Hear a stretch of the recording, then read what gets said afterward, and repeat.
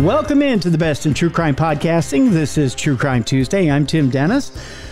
Let me ask you this question, folks. You know, I like my true crime in a couple different categories, and I like to consume my true crime in a few different categories. And I got the privilege to sit down with a book over the last few days that kind of tickled one of my true crime fancies, and that's Unsolved Crimes and Mysteries. And you may say to yourself, well, that's a little bit of torture, isn't it, Tim, to sit down and read a book about unsolved crimes? Well, not necessarily, because that tells me that somebody did it and got away with it. Now, how necessarily did they get away with it? Or was it even them that got away with it? I know I've just taken you through a whole bunch of rigmarole that may not make a lot of sense, but that's why I get the privilege of sitting down with our guest today. Our guest today is Mitzi Szereto, who is the author of the book that we're going to talk about today, which is Unsolved Crimes and Mysteries. Actually, it's the best new true crime stories, Unsolved Crimes and Mysteries, which was a fascinating book and was put together by not just Mitzi, but a few other authors as well. She's an author and anthology editor whose books encompass multiple genres ranging from her popular true crime franchise, The Best New True Crime Stories, to crime fiction, gothic fiction, horror, cozy mystery, satire, sci-fi, fantasy, and erotic fiction. Her novels, anthologies, and short stories have been translated into several languages. She has the added distinction of being the editor of the first anthology of erotic fiction to include a Fellow of the Royal Society of Literature. Mitzi has appeared internationally on radio and television and at major literature festivals, and has taught creative writing around the world, including several universities in the United Kingdom. She's produced and presented the London-based web TV channel Mitzi TV and has attracted an international audience. Segments have ranged from chatting about classic cars with Formula One race car driver, BBC TV presenter Tiff Needle, and couture shoe designer Jimmy Choo. That's an interesting conversation. Joining in a lively pub sing-along and covering a teddy bear festival with her Ursine celebrity sidekick, Teddy Teddaloo.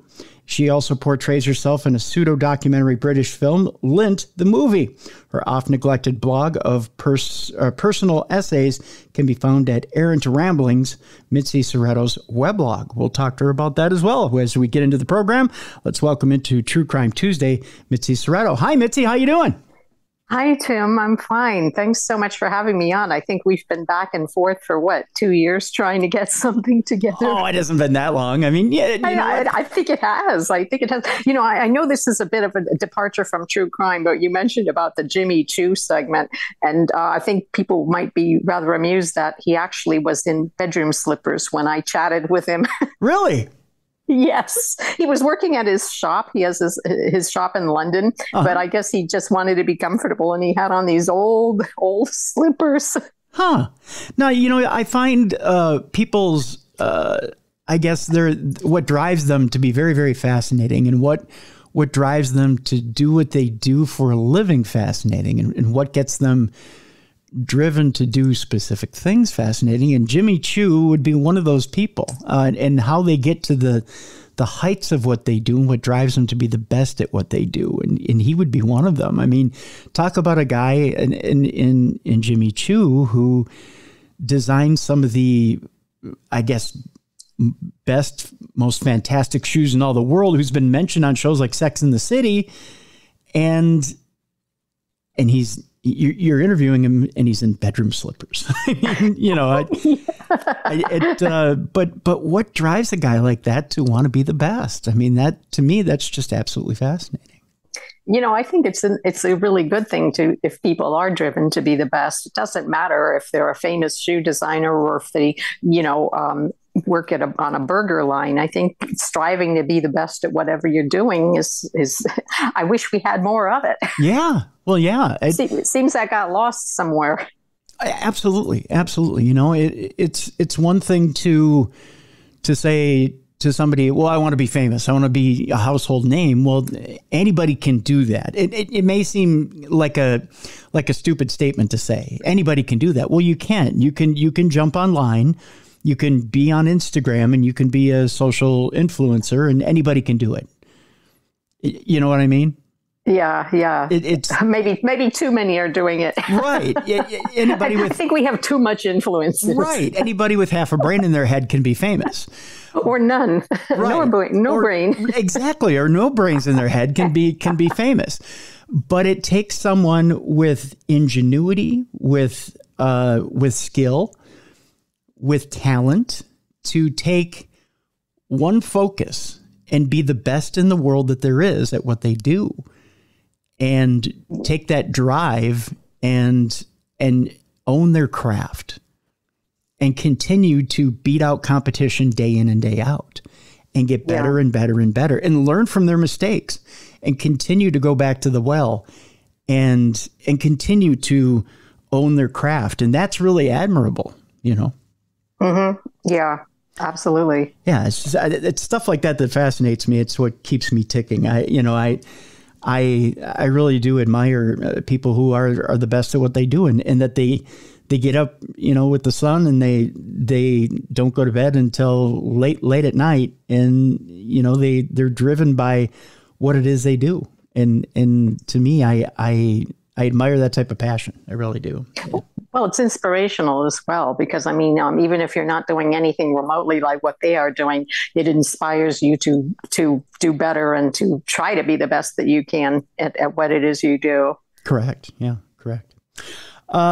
So let's get into a little bit about what got you into true crime. It seems like you're churning out a lot of these anthologies and true crime books, and getting into not just the book that we're talking about today, but other true crime books as well, and anthologies. Tell me a little bit about what makes you tick when it comes to true crime.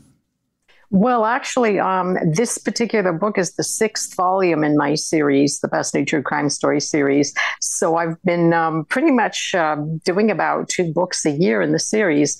And it's been a very busy time. I actually got into the true crime gig a bit by accident, a bit random. And that's kind of summed up a lot of things that I've done in my literary career. Things have happened randomly, and I suddenly, take off with it and go for a while and then go into some other direction. But I've done lots of different types of fiction before, and crime fiction, and I have done some nonfiction. But I was just having a conversation with a former publisher of mine who had actually gone to another publishing house, and we were just tossing around ideas and perhaps something for anthologies, because I've done lots of anthologies in different genres.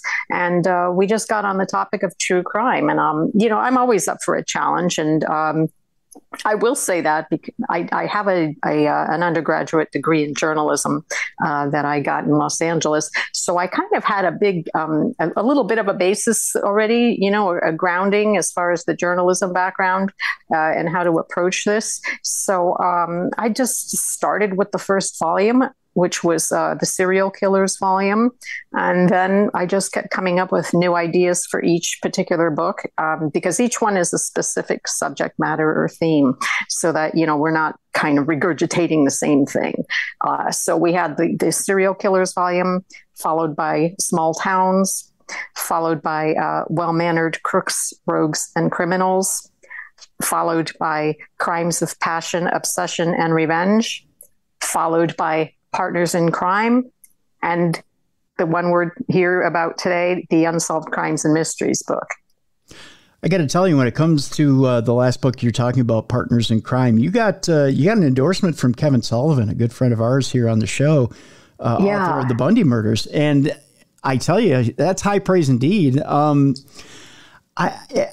question I have to ask you before we get to the high sign from Kevin is you mentioned serial killers, and it's really hard to tread over ground that's already been tread over so many times.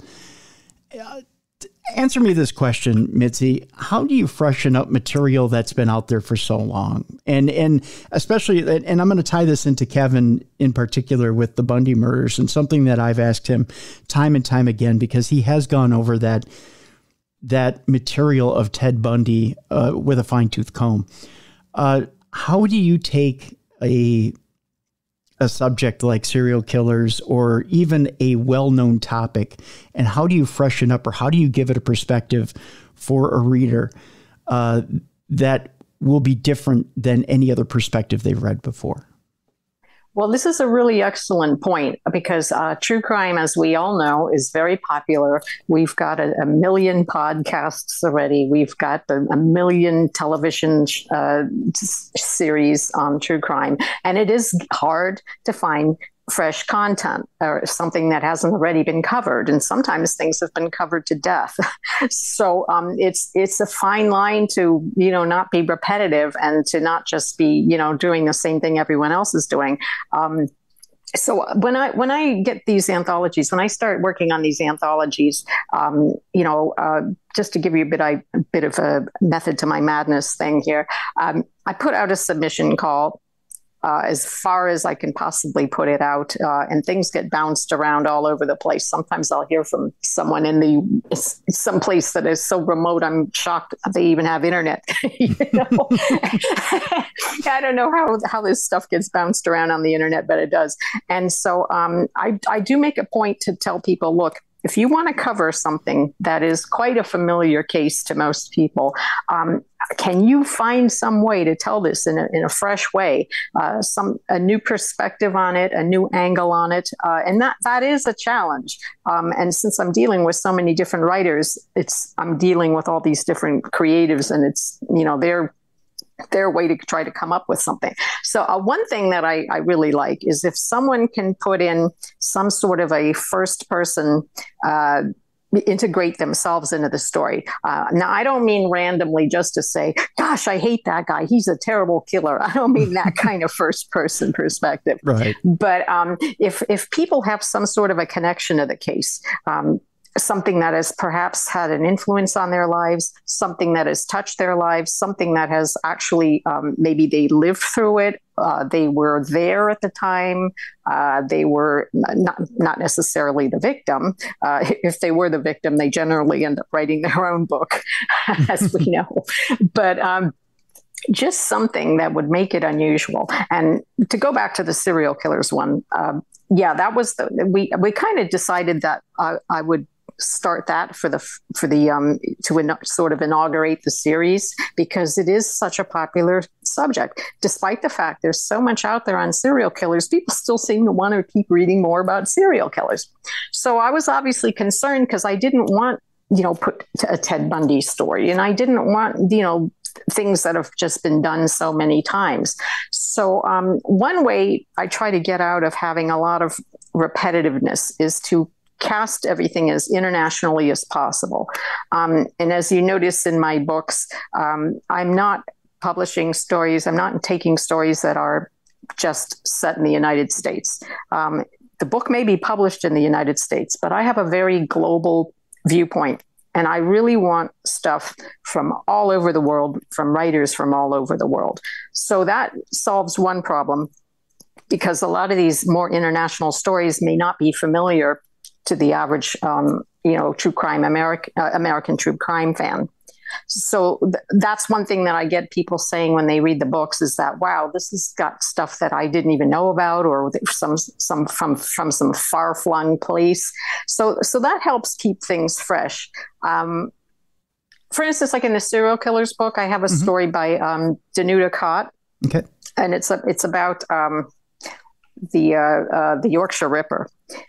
Peter Sutcliffe. And, even if you're not from Britain, you've heard of the Yorkshire Ripper. Mm-hmm. And her way of telling the story was, she actually told it almost like a memoir, because she lived in Sheffield at the time he was murdering women in Sheffield, and murdering women very close to where she lived.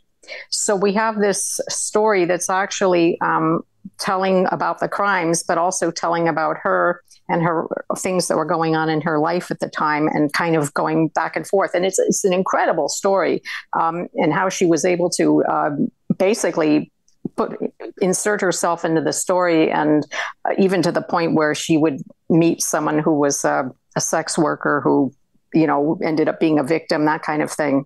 So yeah, it's hard. I mean, this is the challenge that I pose to the writers. If you're going to pitch a story to me, what are you going to do with this story that's not going to be the same old, same old? Right. Well, what's encouraging to me as I read this book is some of these stories are, like you mentioned, are either set in times that are a little further away in history. Some of them are of recent history, and some of these writers actually have some familiarity with the story, so much so that they link up to them, not directly, or they're not directly involved with the story, but they can feel themselves in the story, or they've gone to that location. A perfect example of that is actually one of the first stories in the book, and I guess we can jump to that right now if you'd like. Sure, I knew you were going to bring that one up. I knew that was the one you were referring to. Yes. Yeah, and interestingly enough, has a tie to us here at True Crime Tuesday as we're a Minnesota based podcast, or at least we emanate here from Minnesota. I myself, I do a weekend radio shift up in St. Cloud, Minnesota. So to me, I gravitate towards the first story a little bit as I read it.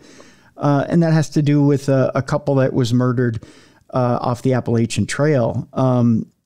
And unfortunately, as I look at it, one of the women murdered in the story is from St. Cloud. And immediately I go, oh, that to me, that hits me right in the heart, Yeah.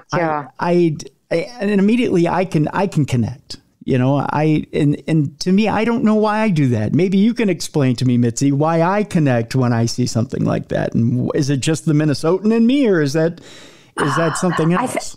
I think it's that cliche when they say hitting close to home. I think that's what it is. It seems like when something does happen, if the person's from, whether it happens in your own community or that person is maybe from your community, it just seems to affect you more than if it's someone from, that really has absolutely no connection. That's the only way I can explain it, really. I don't know if that's an explanation, but no, it's a good explanation. But Lindsay Danis, who writes the story, actually takes and puts herself into the story by going to the different locations where the two women, the couple involved in the story, were killed. Yeah, I mean, the story is that's why I kind of wanted to open the book with it, because it's a real gut punch. Lindsay's a hiker, an avid hiker, and she's done these hikes many, many times. And so she's essentially following in the footsteps, or in the footpath rather, of these two women who were murdered off the AT. And so you kind of get a sense, she describes a lot about what it's like there, and the kind of imagining what it was like for these two women who really just wanted to be out there enjoying nature, just as most people are who want to hike, and end up dead as a result. But in her case, the author, Lindsay, is also a queer writer, and the two women who were murdered are a lesbian couple. And so it kind of just highlights about the fact that, in a way, certain people in society are like a neon sign for hate crimes. And this does sound like it was quite possibly a hate crime. And so, we get that sense of fear from Lindsay about, being someplace like this, and you don't know who's around. And something could just happen if you just go to the left, and hike that way, and there's somebody following you. There's an instance in the story where she is hiking there with, I think it was, she went with her wife at the time, I think it was, and there were these people, this group of people, and we all know these people, they're out there making noise, they're drinking. She describes this woman hanging off the door of the truck. I mean, I could just see it, I could just see who this person is, because we've all seen these people. And that kind of like saying, oh, you better keep walking, kind of that already starting that intimidation and threatening behavior. And so it was like she was almost in a way wondering, am I going to end up like these two women who were murdered here how many years ago? you could just feel it. And also being female, I mean, we're unfortunately even worse off because we're always the victims. And so, I mean, these types of crimes tend to happen to women as well. So I think anybody reading it can really identify with what it was like for these two women, these two unfortunate women who were murdered. Yeah. And, I as I read the story, I think to myself, I don't get why some people can't leave other people alone. I get being, when I was young and dumb and partied and did dumb stuff, but I never did dumb stuff to hurt other people. I mean, I did plenty of dumb stuff to hurt myself. I have lots of injuries to prove that. But never anything to hurt other people, and never anything to disparage other people. And when I hear, people being loud in the woods, that's one thing, but people turning and threatening other people, to me, doesn't make sense. To me, it just, there's never, it's one thing to go out and have a party out in the middle of the woods and drink and have a good time and have a bonfire and tell jokes between each other. I can relate to that in a Minnesota kind of way. We all do that. We've all, had big bonfires and big parties and things like that. I don't get the mentality of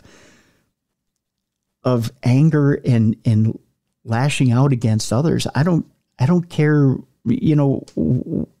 whatever you do is your business. I don't care. I know. And you don't even have to be doing anything. You could just, it's just, you are physically there and someone seems to take offense at the fact that you're physically there. Yeah. My whole thing is if I'm sitting around with a group in a campfire and there's a couple of people who are just kind of walking along and they look like they don't have anything going on, our group's mentality is probably, hey, you want to come over and have a few beers with us and want to hang out by the campfire. That's our mentality.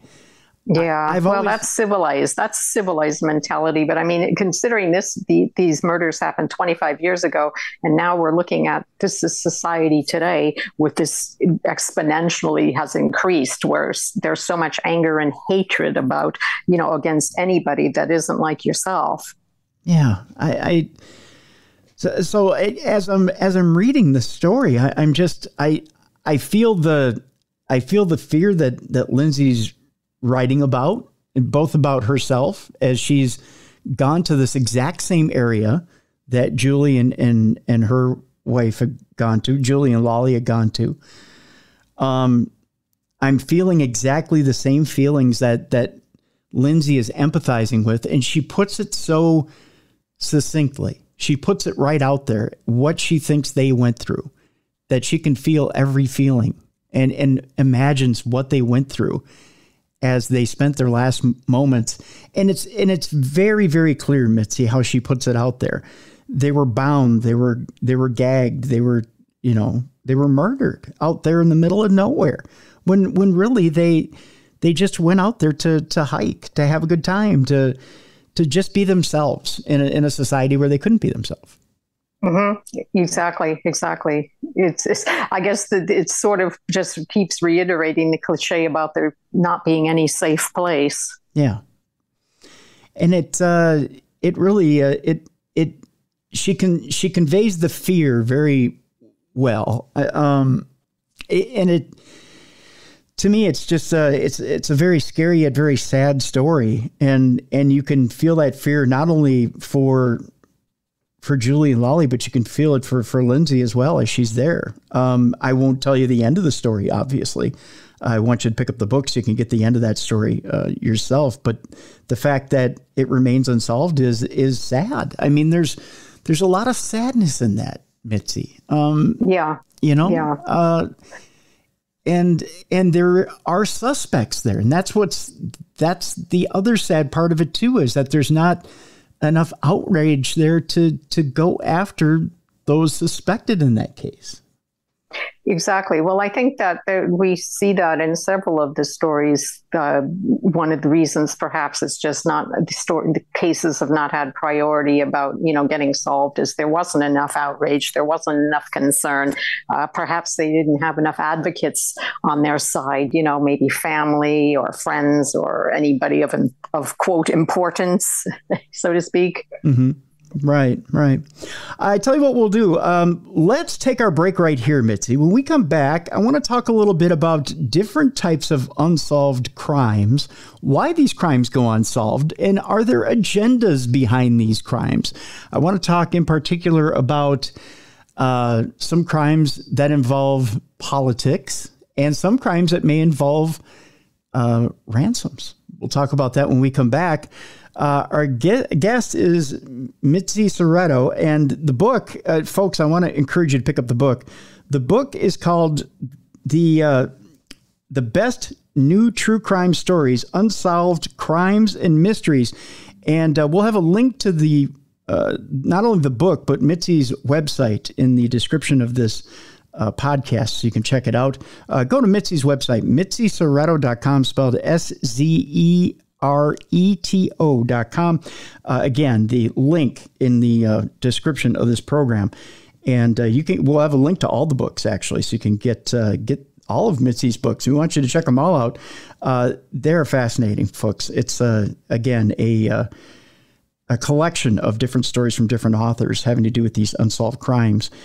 And they're absolutely fascinating as to the different crimes that are unsolved crimes from around the world in different time periods. And you'll absolutely just be sucked in from the minute you open the book. I know I was as I sat down to read it over the weekend. We come back more with Mitzi Szereto right here on the Best in True Crime Podcasting. This is True Crime Tuesday. Welcome back to the Best in True Crime Podcasting. This is True Crime Tuesday. I'm Tim Dennis. The book is The Best New True Crime Stories, Unsolved Crimes and Mysteries. And I'll tell you, folks, it is a great book to read. In fact, Christopher Barry D., criminologist, called it a must-read book for all those interested in true crime. Also, Linda Stratman, author of 30 true crime and crime fiction books, including her new series featuring a young Sherlock Holmes, said it's an unusually moving read. She said she was struck by the compassion and sensitivity with which the murders were described, as each of the authors felt a personal sympathy with and even a connection to the case, which is absolutely true. Mitzi, we were talking a little bit about in the last segment about that connection, like Lindsay had to Julie and Lolly. In that last case, the connection to each individual case. I want to talk a little bit about the connection between some of these cases having to do with the political side of some countries and some of the political movements in some countries. Now, interestingly enough, I have an unusual connection to Canada. Not the part of Canada we're going to talk about next, but I have a connection to Quebec. In that I have a connection to Tremblays or Tromblés, and they founded Quebec, Canada. We're going to talk about Montreal, however, and there's an interesting story in the book having to do with around the 1960s, late 1960s, about an art theft. Not just an art theft, but the biggest art heist in the history of Canada.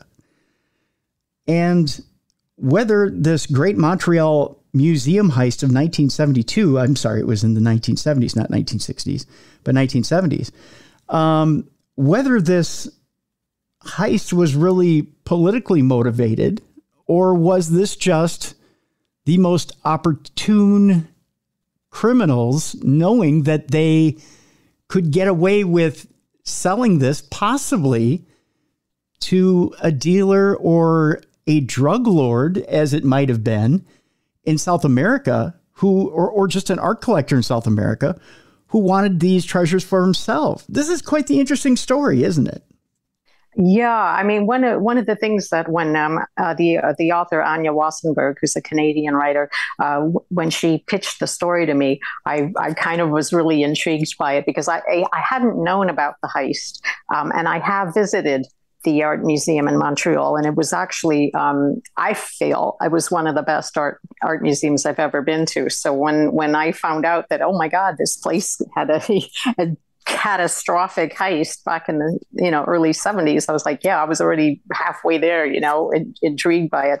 But no, it's a completely crazy story. I mean, the way Anya writes it, it's almost cinematic, where you see like this scene of running to the phone booth and getting the call telling you where to go next, and you run to the next phone booth, and then you run to the next place, and then there's this a little like a sample of something of, so that they are showing, yes, we have your goods kind of thing.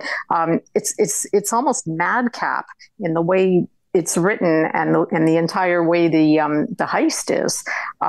And this, the kind of ideas of who's behind it, what the motivations were, and there's almost a carelessness as far as the art is concerned, and just it's just bizarre. It's just bizarre, and it is still unsolved as we know, since it's in this book. And what's interesting about this particular case, again, it was the Montreal Museum of Fine Arts in Montreal, Canada. Listen to me. I know my pronunciation of those countries up there. Montreal, Canada. Forgive me, Mitzi. As we tape this, it's Halloween and I'm low on sugar. And there's a bunch of candy bars upstairs with my name on it. No. I'm telling you. And the Montreal Museum of Fine Arts was featured just 5 years earlier in 1967. That's why I've got the 60s on the brain, leading up to the Montreal Expo. Right. Which, by the way, for all you sports fans, the Montreal Expos were not just a baseball team. The Montreal Expo was actually the finest showcase of art and private collections and jewelry and whatnot of Canada's wealthiest families.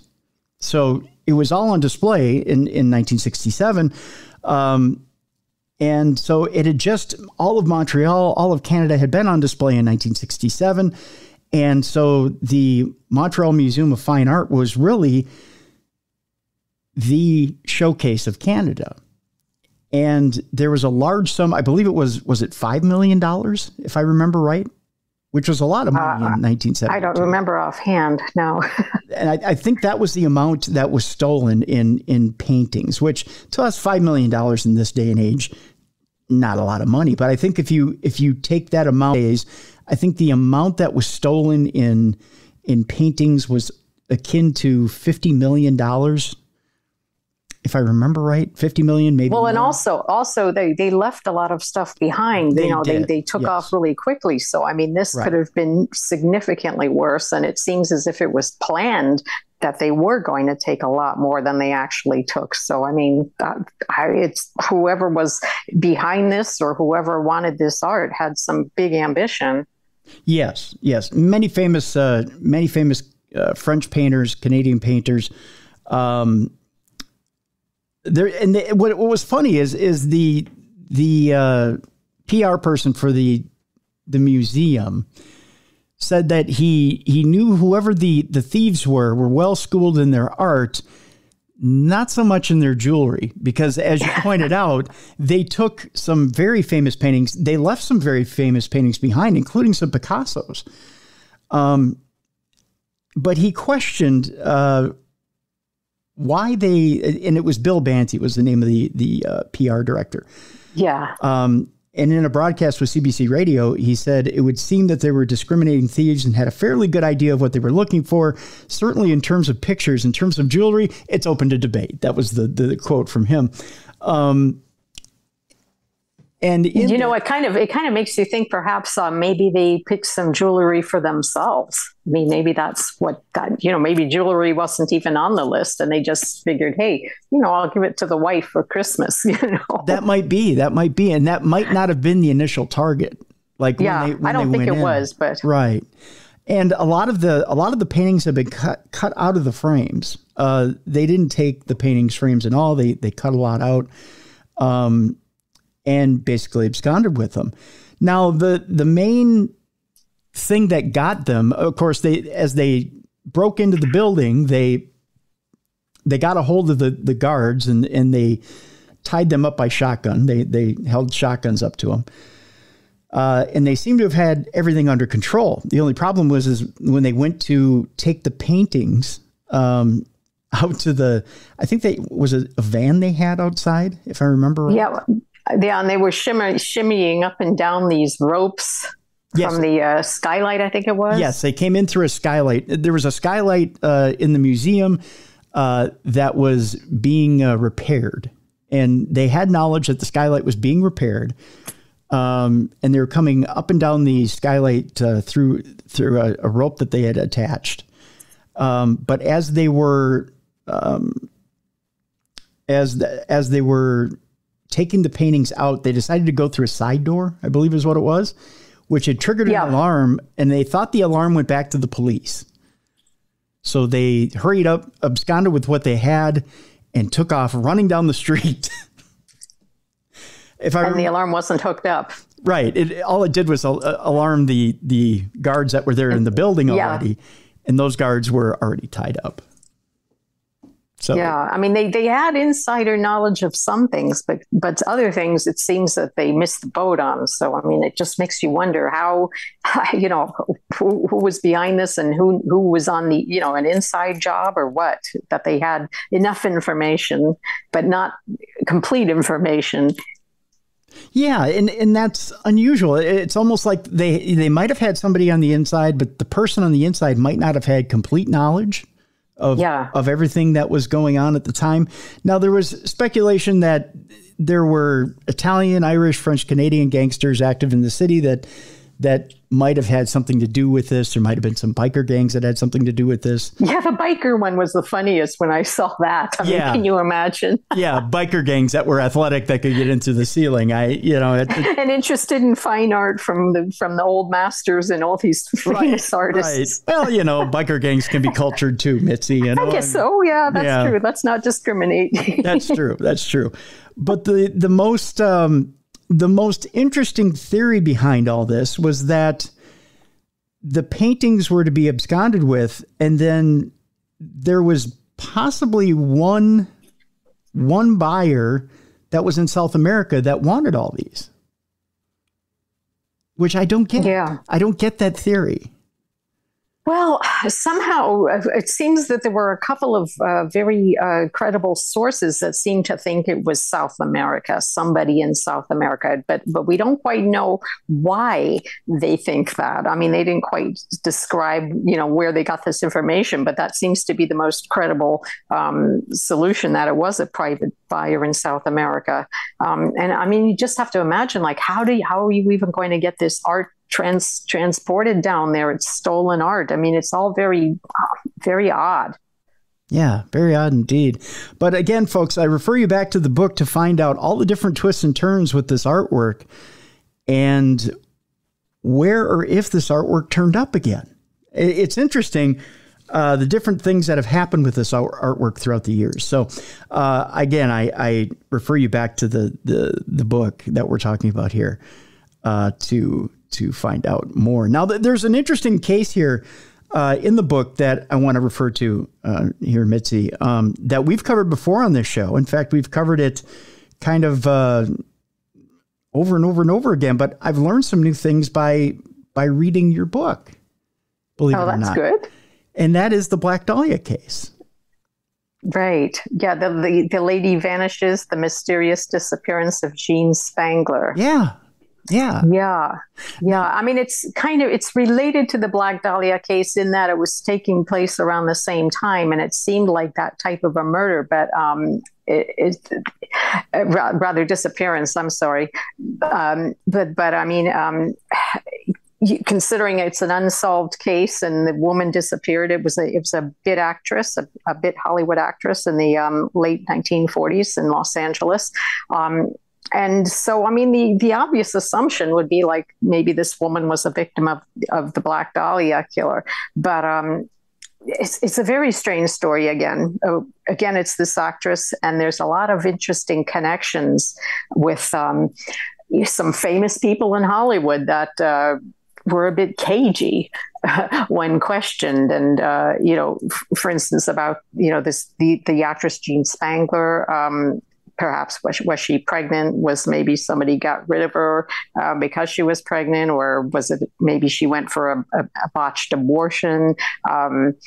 Just the connections with some of the Hollywood names is definitely eyebrow raising, and does make you wonder if there might be more to these stories than maybe just this woman disappearing off the face of the earth. Yes, most definitely.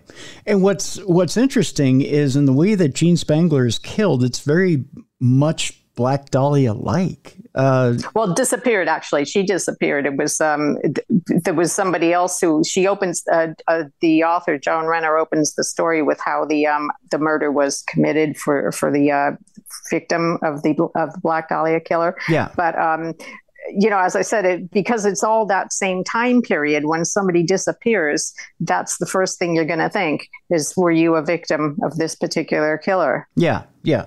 But Jean Spangler and herself, she runs kind of in the same circles. And the ties to Jean Spangler are kind of how should I put this?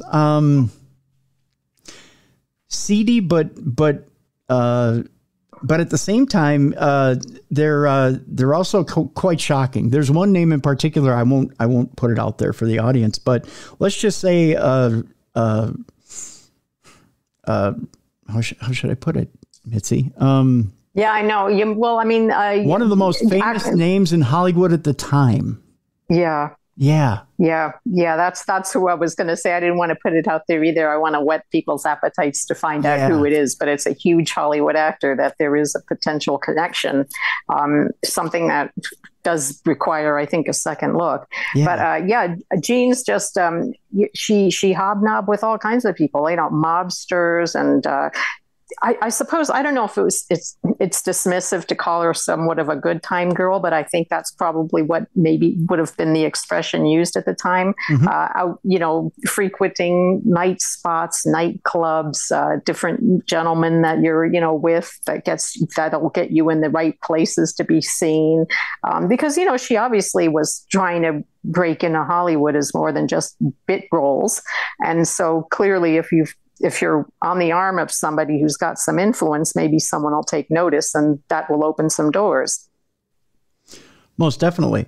On the same connection of art, and I'm going to jump from the world of Hollywood to the world of art and yet well-to-do.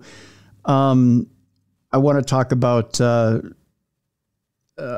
Ms. Branson, if you will, in the Valley of Hell, the curious case of dogs in the nighttime, or Francis Valley of Hell mystery that Dean Job wrote about, in Olive Branson, who, yes, the connection to Richard Branson is there. It's actually, how is she related again to Richard Branson? It is her, a cousin. Oh. The cousin is St. George Arthur Harwin Branson, who is the grandfather of Sir Richard Branson. That's how it is. So that would make her, I'm trying to remember. So yeah. So if the cousin is George Harwin, or George Arthur Harwin Branson, who's the grandfather of Sir Richard Branson, that would make her a cousin somewhat removed, wouldn't it? Of Richard Branson? Yeah, I guess so. I believe so. I think it's too much to deal with right now. Right. Get the family tree out. Well, she was related to Sir Richard Branson. We'll leave it at that. All right. So she's an interesting case in that she was kind of I'm trying to remember the name of the woman who was found floating in the water tank in L.A. But she's much like that case in that this is Olive Branson in a water tank, so to speak, with a bullet in her. Yes. Yes. And it's in her forehead and a revolver in her hand, if I remember right. Is that correct? Oh, God, no, I can't remember offhand. Well, I mean, she supposedly, they were floating the suicide, that it was a suicide. But as things are looked at a little bit more closely, it just doesn't add up. Right. It says here that she's clad in night clothes found floating in a water tank behind her villa in Western Province. There's a bullet hole in her forehead and a revolver. Her revolver was fished from the bottom of the cistern. There you go. Yep, it had fired a single round. Olive Branson, a wealthy English artist in her mid-40s, could have been the victim of a botched robbery. She also, there was that. So that's kind of how things jumped off from there. And there were some extenuating circumstances there in that Olive Branson starts off her life as a bit of a bohemian. That's the term I was looking for. She's an artist and she travels from camp to camp, and she does her art. She does drawings, and she gets a bit of a weird reputation from people because they don't understand her personality. She travels with different groups, and she draws female nudes and produces lifelike studies of greyhounds, and she goes from that to doing a memoir for Sir Thomas Edward Thorpe. He commissions her to illustrate a memoir of his yachting excursions on the Seine. She gets to become richer and richer and more recognized for her work. So she gets to, not only does she have an inheritance behind her from her mother and father who pass away when she's young, but she also gets to have more of a reputation as an artist. So she's more sought out. So she becomes a woman of means, and she's an independent, and she really doesn't really depend on any men as it is. You know, she has short marriages, but they don't last very long, as she is kind of an independent woman and doesn't really need to how's a good way to put this, Mitzi? She doesn't need to kowtow to any men in the way that they live, right? Exactly. Well, you have to realize that this was in the 1920s, and you've got somebody who is, quote, is the bohemian. She's an artist. She's independent.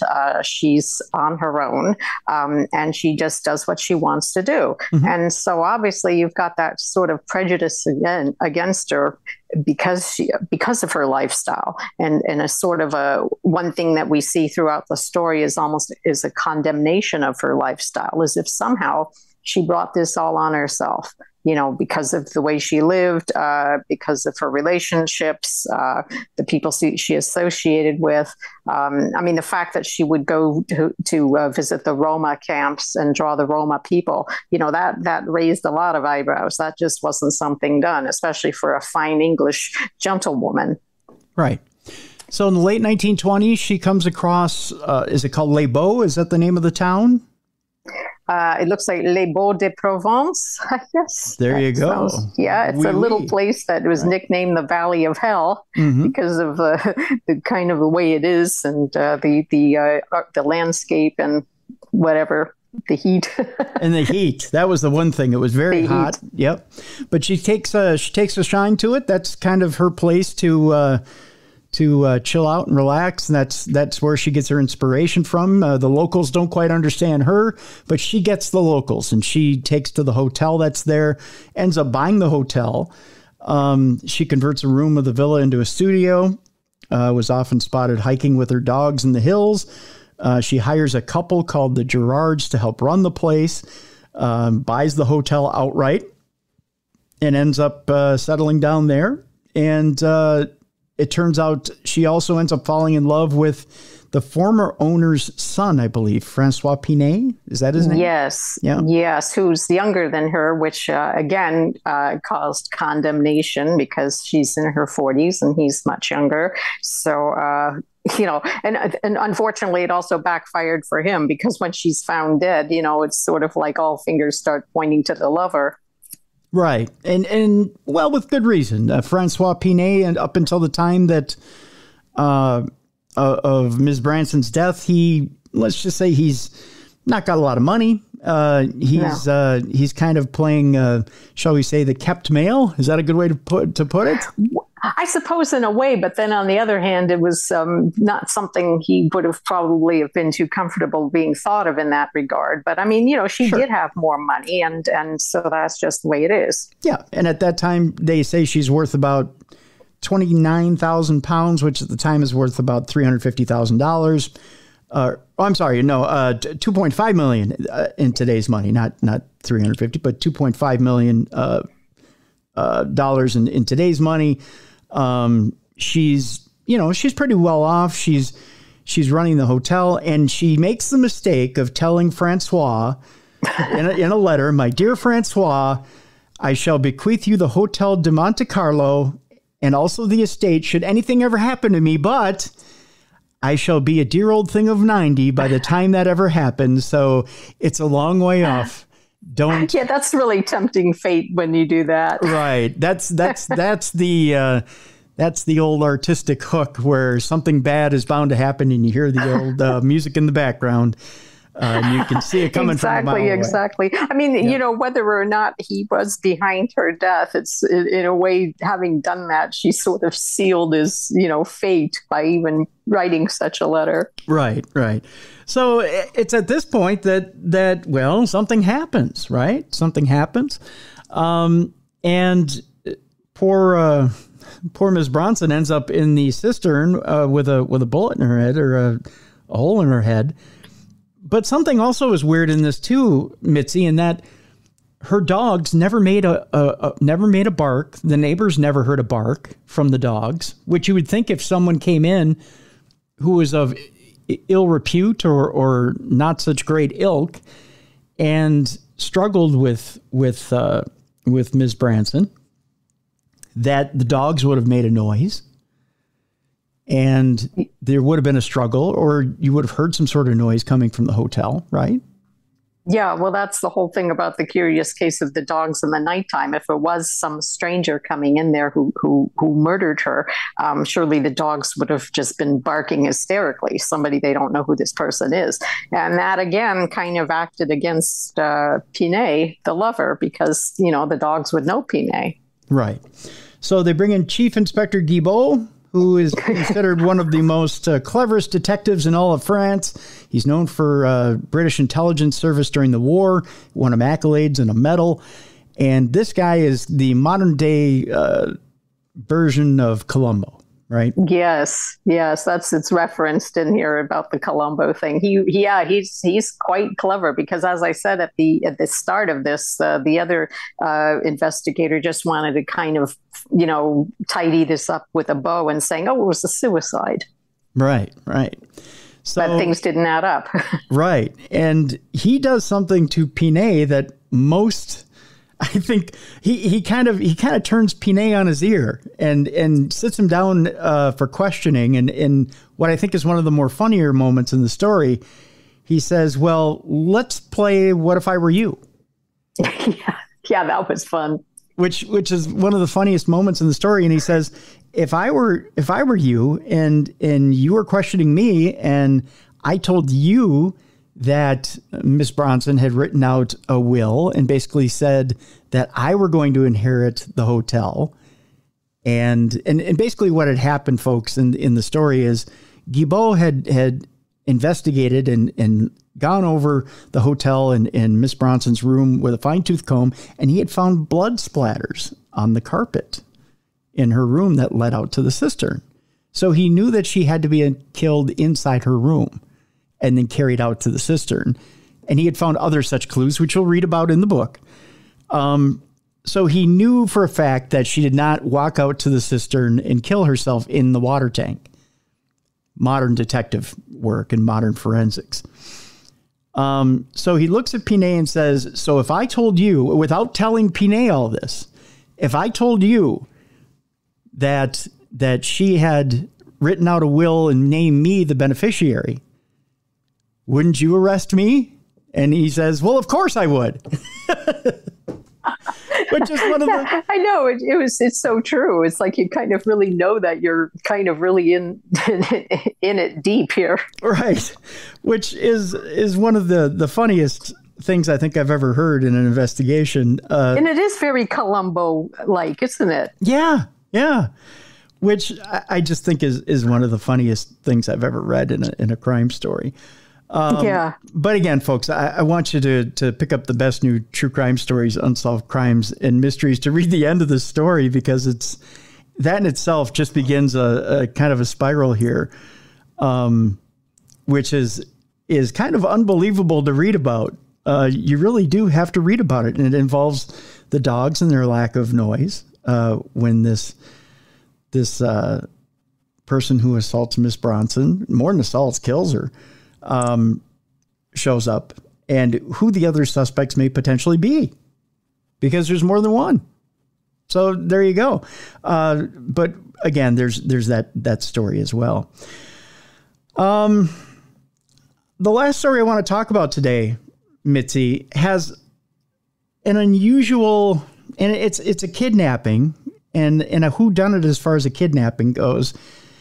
And it has everything to do with Pope John Paul II, and it has everything to do with the Vatican and a girl in Italy, and a mystery within the Vatican's walls. It was written by Deirdre Pirro, and it happened on a busy city street in Rome on June 22nd of 1983. And it was a vivacious and gregarious teenager of 15 by the name of Emanuela Orlandi, who was a talented and passionate musician. She'd been studying the piano, side-blown flute, choral singing, and she's coming from a music lesson, and she doesn't make it home from that music lesson. Tell us a little bit from there about what happens from there. Well, it's one of those things that, you wonder if the circumstances had been slightly different, if this would have happened. Apparently, I believe she was waiting for the bus. The bus was running late, and then the bus was too crowded, so she had to wait for another bus. And then she just literally vanished off the face of the earth.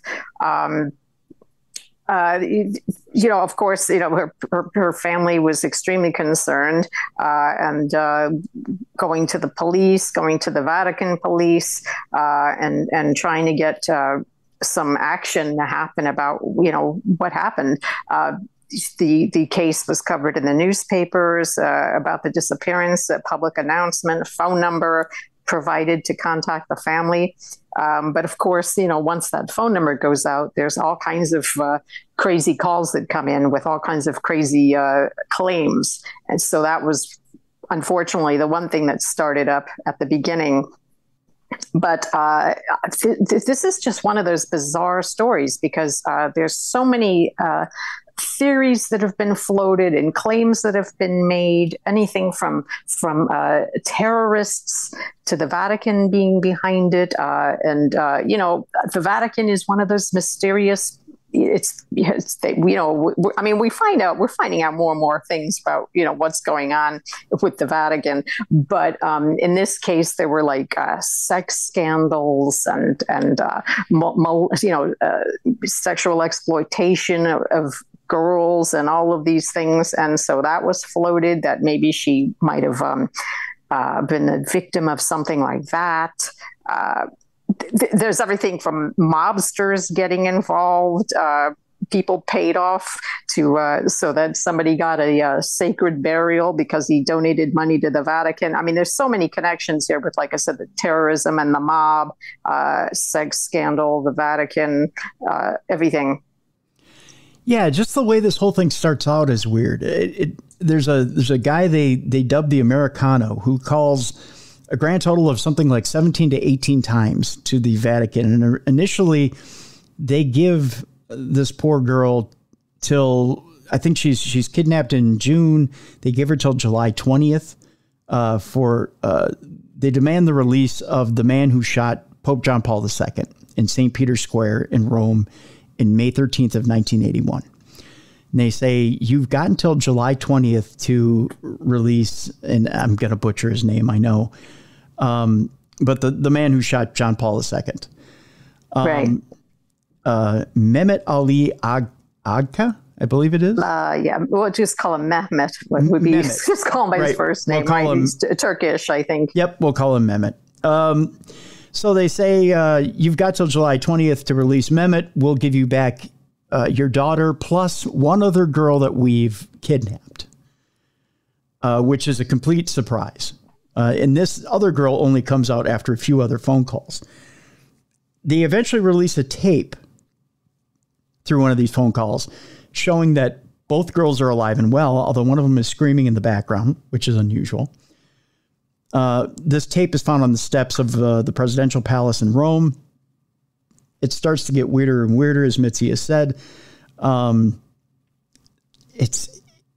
Well, you know, one thing weird about that tape, which I'll just give as a little dangler here, but they found out later that it sounded like somebody was like a girl was being tortured or something. And they ended up finding out that they used a soundtrack from a film that involved torture. Oh, okay. Yeah. So, I mean, that is just totally bizarre. They find out that this group that has the two girls is called the Grey Wolves. They're Turkish. And that they're essentially trying to, get Mehmet's release. But then they start to try to tie things together with some, as Mitzi has mentioned, they're starting to tie things into some, how should I put this? Some scandals within the Vatican. That's the best way I can put it. And that's where things go off the rails. And again, as Mitzi has so eloquently put it, it does tie into the mafia. It ties into payoffs inside the Vatican, and it does tie into, as weird as it sounds, a man who paid to be buried in, how did you put it, Mitzi? A saint's grave? Yeah, I believe it was some sacred grave of something or other of his remains there in the tomb. Yeah, because he made a big donation to the Vatican. They allowed it.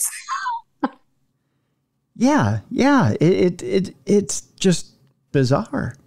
There was even thought that maybe she was in the tomb with him, but that was another kind of a dead end. Yes, so they had to go into the grave and do DNA testing to find both DNA remains of both girls, and they found nothing. Yeah.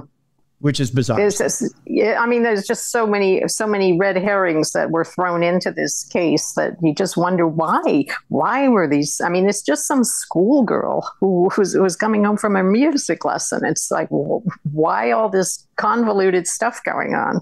Right.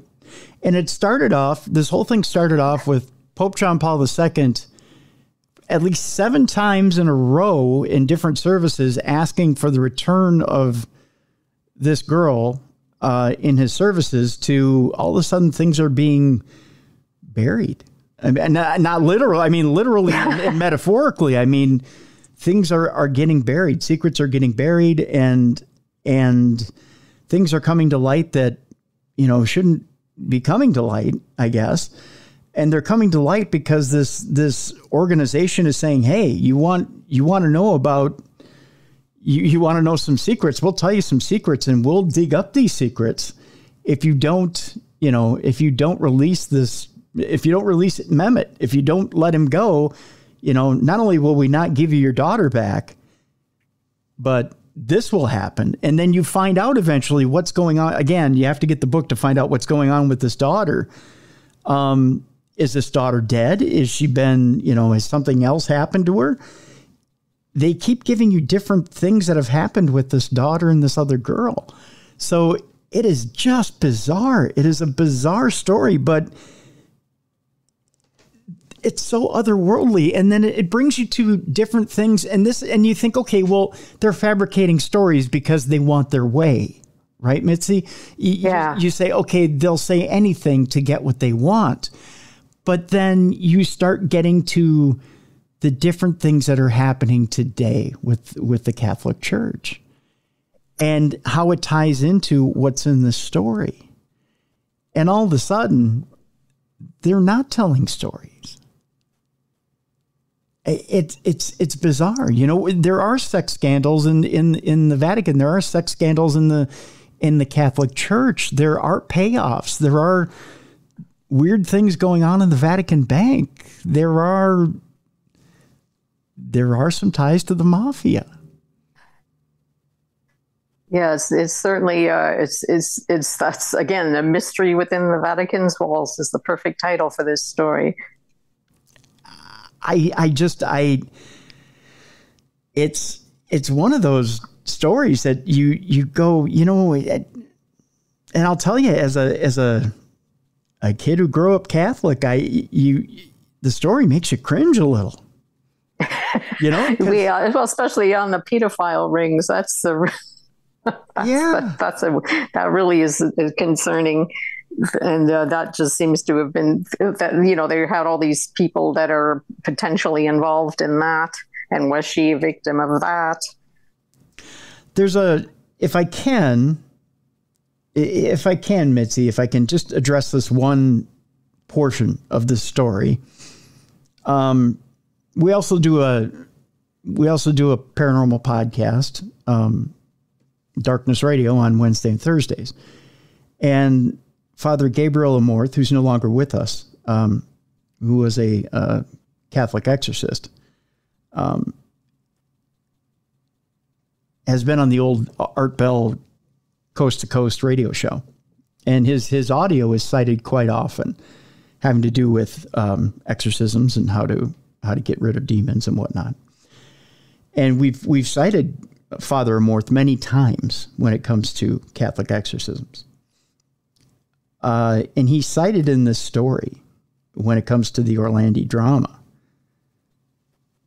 And this line itself was just chilling to me. In an interview he gave to La Stampa in May of 2012, he was 87 at the time. He proclaimed that Emanuela had been lured to one of the sexual orgies of pedophile exponents of the clergy and members of the foreign diplomatic corps to the Vatican. He maintained that she was probably drugged and then killed and her body concealed to avoid their exposure. He also repeated his claims in his book, my Italian's horrible, L'ultimo esorcista, or the last exorcist. L'ultimo esorcista.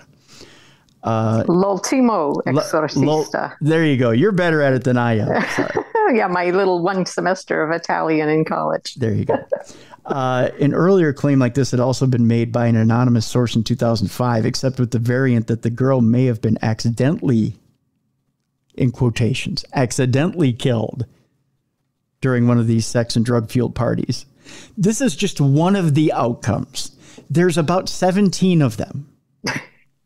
So don't take that as the quote unquote, and I'm saying it as a pun here, yes and no, gospel truths that happened to her. But the fact that Father Amorth said just so matter-of-factly, oh yeah, she was probably killed in a drug-fueled orgy. And then dumped. And it was that's alarming. And it was so matter-of-fact to a man who was as holy as Father Amorth. Like he said it like, oh yeah, by the way, would you go get the hosts and the wine? It's time for Mass. Yeah. Like this is just par for the course. Yeah. Like it was nothing. That's disturbing. I mean, really disturbing. Just something to think about. So that story in itself, Mitzi, is just, was chilling. Just chilling. I think it's one of these things too that, I mean, it's just, there's so many things and so many theories and so many possibilities.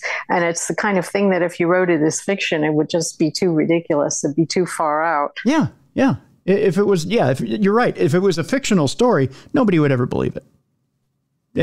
You'd say, oh, come on. You know what? The church is going to sue us because it's just too out there. You know, there's no way they would, you know, we'd get slander suits all over the place. There's no way it would ever happen. But the fact that the church remains silent as these charges are brought out in public It tells you a lot. Mm-hmm. You know. So again, folks, I want to encourage you to we have a link in the description of the show to get the book and read these true stories, these true stories of unsolved crimes and mysteries. I sat and spent time with it this weekend, and my mouth was agape at some of these stories and the fact that they were unsolved. There's a story in the book of a man who's accused of killing his wife and just barely escapes being killed himself, of getting the death penalty because it was overturned in England. And the reason, because the jury thought he would just acted too cold. He just acted too cold towards the way because his wife was killed. He just wasn't emotional enough about it.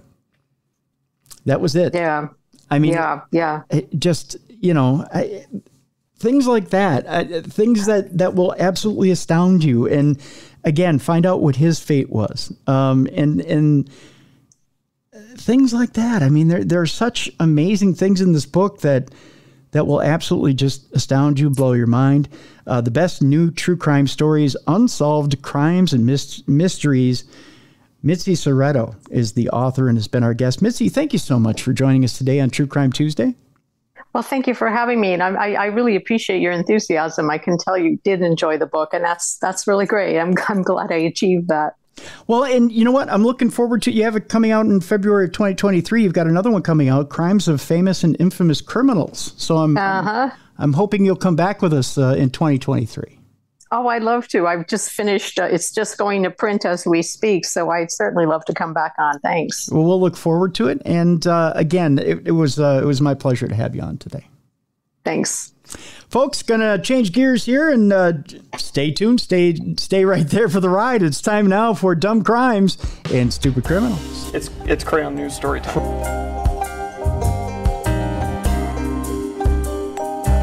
What happened with this dude, Christ Bearer? I heard he cut his penis off and then jumped off a balcony. Suspect pulls gun from butt, shoots twice at Denver police. What is your emergency? I need help. And what's the problem? I'm too high. You're too high? Yeah. It's that time, the time you've all been looking forward to. It's time now for Dumb Crimes and Stupid Criminals, and we must bring in a co-host. Let's bring in the co-host with the most.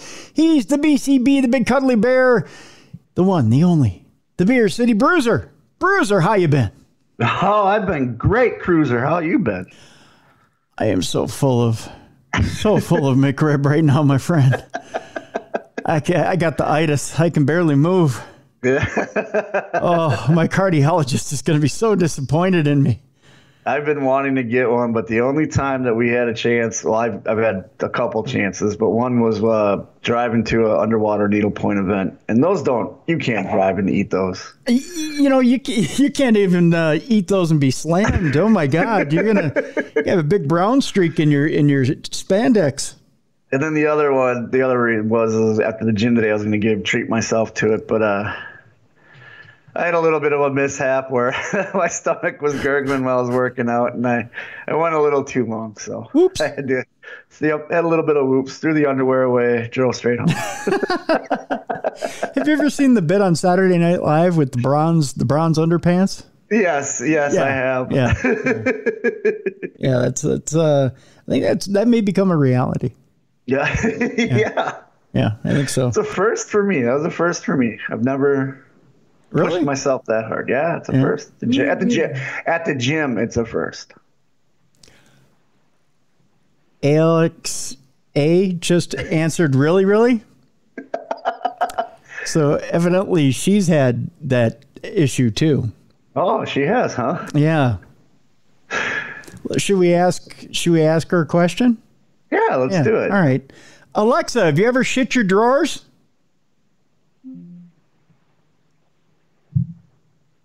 Sounded like she sighed at you. Like, oh, Cruiser. Yeah. It just says, what should I read? No. It's in your drawers, not while you're sitting on the toilet. Yeah, I think she misunderstood the assignment. Samuel L., have you ever shit your drawers? It says, what's Kindle Unlimited? Hey, Samuel L., are you there? According to an Alexa Answers contributor, yes. UFO stands for Unidentified Flying Object. Oh, okay. Well, thank you, Samuel. Another question. They are unidentified because we don't know what they are. If we knew, they would no longer be unidentified. Do you think he's a fan of our Wednesday show? I think he is. Yeah, I think he likes being on Supernatural News more. Hey, Samuel L., have you ever shit your drawers? Sorry, I don't have an answer for that. Oh, okay. So that's a yes. Yeah. He just won't admit it on air. Yeah. I suppose it's uncomfortable for him. I hope we have some stupid criminals that have done it. Yeah, well, I was gonna ask him if Nick Fury's ever shit his drawers, but it'd be a different subject altogether. We have some interesting dumb crime, stupid criminals for today. Thanks for the segue there, Bruiser. It turns out that we have some, Halloween was yesterday. Oh, yes. Yeah, so we've got some interesting costume and or we'll start it out with a career choice for you. Okay. Post needlepoint. We're going to start that out today. Not that we don't like having you here. This is obviously one career choice, but then, yes, another part-time job on top of that. We've got one for you here to start off the program. We'll get to that in a second. A California man has an interesting costume idea he tried out yesterday. We'll get to that as well. Lots of shootings, but creative shooting today. Creative. Okay. So instead of just a walk up and shoot, it's something else. Yes. Creative shooting ideas today on the program. And let's just say we're going to end the program today with an interesting idea for the ladies. I love when we bring the ladies in. Yes. It's a not safe for work edition of creative ideas for the ladies. Those are always the best. Yes. Always the best. Yes, they are. I like that we've been ending it on a not safe for work, too. Like, it's just, it brings a smile to my face because you and I giggle like 13-year-old little boys. Yes, indeed. So, again, you'll have to get the kids away from your listening device and be sure to turn the volume down around coworkers. The last story is a saucy one, so to speak. It's a little randy. That's a good way to put it, too. It's a little randy. But first of all today, Bruiser, I think I found, you like to combine the beer with the underwater needlepoint. Oh, I do. Yes. Now I think we can combine beer with supermarket manager. Oh, okay. Yeah. I'd be a supermarket manager if I could drink beer in the job.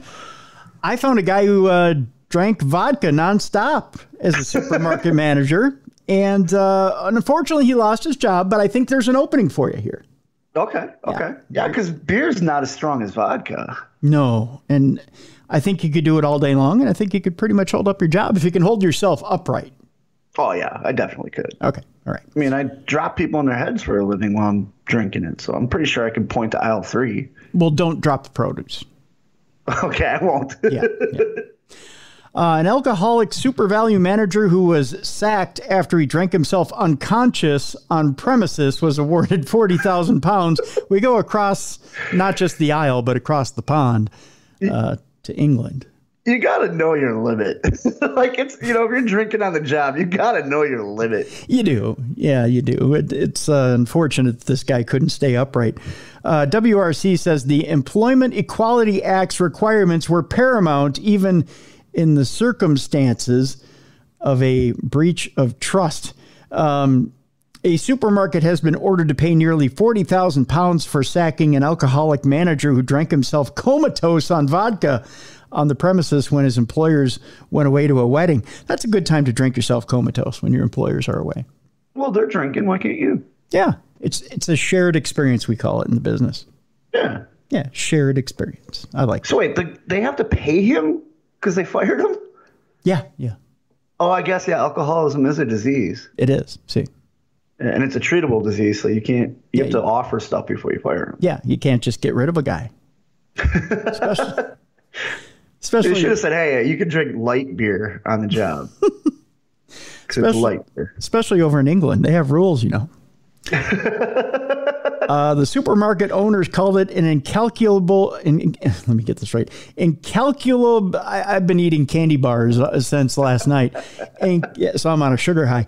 Incalculable breach of trust. I'll get it right in post, which meant the manager had broken promises made after similar behavior. It's the sugar high. It's the sugar high bruiser.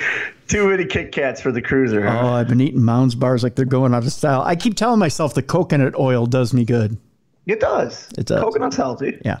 Well, that's what I tell myself, but not when you eat a whole bag of it. No.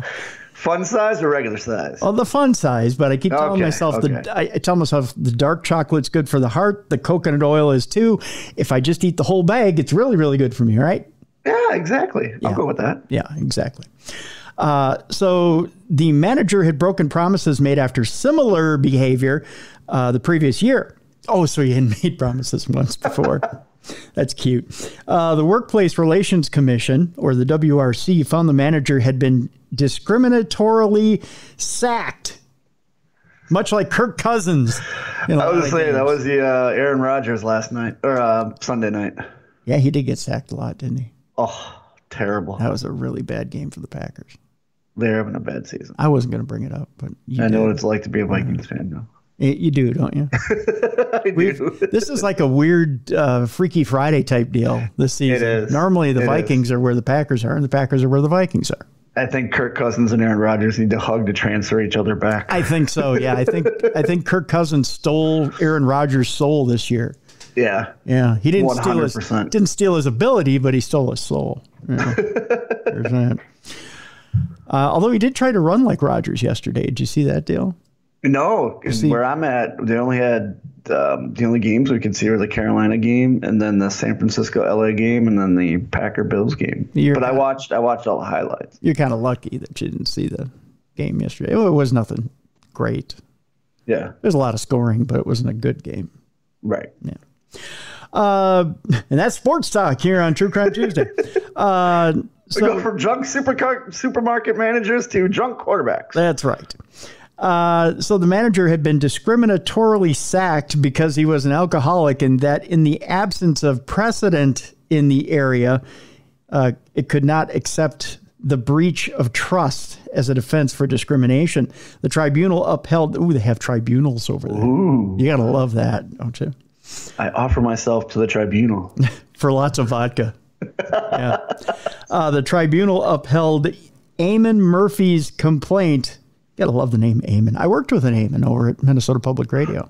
Really? I thought that was a very original name. Yeah. Oh, no. Good guy. Good guy. Okay. Yeah. Okay. His name's Eamon.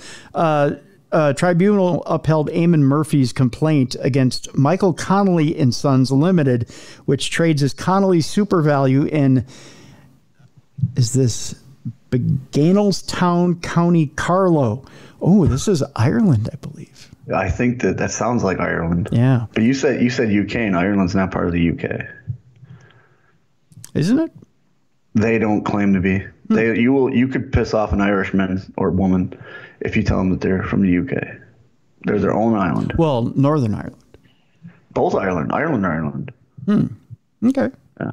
The tribunal was told there had been a series of alcoholic-related issues with Mr. Murphy in 2019, leading up to a serious incident at work 4 days before Christmas of 2019.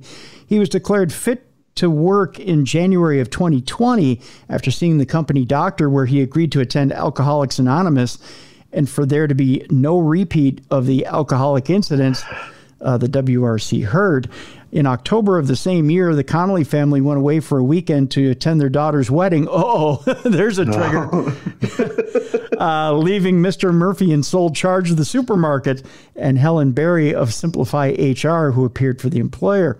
On Saturday, October 24th, Ms. Berry said the complainant brought a considerable volume of alcohol to work. Well, it is a long day. It is. You got a long shift. You're in charge. Yeah. I mean, you're going to be there for what? At least, well, there's lunch. So you're going to be there for at least 4 hours. Yeah, he'll probably be here for 9 if he's the manager. Well, I mean, let's be fair here. You show up in the morning. So that's, 9 to noon. Yeah. Right? Yeah. Okay. And then you have... So that's at least 12 beers. Yeah. And you pass out for a nap. That's about 3 hours. Yeah, you're right. Then you got your 3 to 6. And you got a heavy amount of alcohol you got to have then. Then, of course, you got your after work drinks. Well, yeah, of course. You don't just go straight home. You go to the pub. Or you're stressed all day. Or you just get rid of the stress. Or you drink in the storeroom and then you pass out some more. Well, yeah, you could do that. Yeah, because you know what? You don't want to drink and drive. No. So, do they have Uber in England? I don't think, or Ireland? I don't know if they do. I don't know. But yeah, you don't want to drink and drive. He drank the vodka on the premises. See? To such an extent that he had become completely unconscious and seriously alarmed his immediate colleagues to his well-being. Attaboy. I like how they waited till he was comatose and not when he was going, clean up an aisle 2, please. Clean up an aisle 2. Like, quick, somebody get a mop. Because, get a mop. Just let him drink a little more and he'll be quiet. That's what they kept saying all day long. Just let him have a little more and he'll be quiet. Mr. Murphy had to be brought home by his fellow workers, she said. So they saved the cost of an ambulance. Yes. And a hospital. The tribunal was told Mr. Murphy informed his employer he would go directly into a residential addiction course 3 days after the incident. In his evidence, Mr. Murphy expressed remorse for what happened and said he thought the previous year he could resolve his alcohol issues largely on his own. Mr. Murphy said the company doctor had been helpful, but was not an addiction expert and realistically was of little value. This reminds me of an old underwater needlepoint story from your neck of the woods. Oh, yeah? So if you remember Bobby the Brain Heenan. Oh, yeah. Yeah, I love fantastic manager. And even if you're not a wrestling fan, I suggest going back and just watching Bobby's commentary. One of the funniest men alive on the planet. Mm-hmm. Well, he was doing a show, and good old Vern Gagne begged Bobby, please don't drink. This is one of the shows where they had to go to Vegas, so they had to fly there. Mm-hmm. And Bobby didn't fly. He didn't like to fly. Right. And Vern kept saying, please don't drink. We need you. We're doing this. Please don't drink. Please don't drink. And Bobby's like, I won't drink. So they get on the plane. Of course, Bobby starts drinking because, got to deal with the nerves. Oh, yeah. And he gets to the building. And Vern goes, Bobby, I told you. It's an important show. I told you not to drink. Bobby goes, what are you talking about? I didn't drink. And Vern goes, I can smell it on you. And Bobby goes, oh, you're lying. Vodka has no smell. That's a good one. That's probably what this manager said, too. Exactly. I wasn't drinking. You can't smell it on me. Smell vodka. Mr. Murphy said his alcoholism had been progressive at the time and that the October 2020 incident was the moment he hit the wall. Well, he hit everything. He hit the wall. He hit the floor. He hit the cash register. He hit anything. He hit the HR lady. Yeah, he hit anything that wasn't nailed down. With drink and realizing it had completely taken over his life, only at this point did he recognize the extent of his problem, he said, and immediately booked into a residential treatment program. He said he left the treatment course a changed man and was asking the company for another chance in whatever capacity this might be possible when he appealed his dismissal. Ms. Berry said the supermarket continued to pay his salary while he attended the course, and that when he was certified fit to return to work in December of 2020, he was suspended on full pay for an investigation. The ultimate outcome of the disciplinary process, which followed, was a finding of gross misconduct and a sanction of dismissal. Tom Connolly, the managing director of the firm and the decision maker in the disciplinary case, said, on every level, both professional and especially personal, the breach of trust was simply incalculable. The relationship could not continue. In the absence of trust, the risk that Mr. Murphy was posing to the business was too great. Dismissal was a very hard decision to come by, but there was no alternative, he told the tribunal. I don't know about that. Well, they sent him to rehab. He went to rehab, completed rehab, came back. They gave him I don't know why they made him a manager. If he just wanted to be just wanted to work. If he could have just come back and work, and he could have had a supervisor above him. That could why'd they make him a supervisor? I don't understand. Yeah, I don't know. So they said dismissal was the only and most regrettable option. Every other employer would have done the same. Ms. Berry submitted. No, they wouldn't. I think they probably could have brought him back and had somebody above him. Yeah, I think they missed one step. They went straight for termination, where they should have put him under with someone being a supervisor. And then if he slipped up again, now you have reason to dismiss him. Yeah, exactly.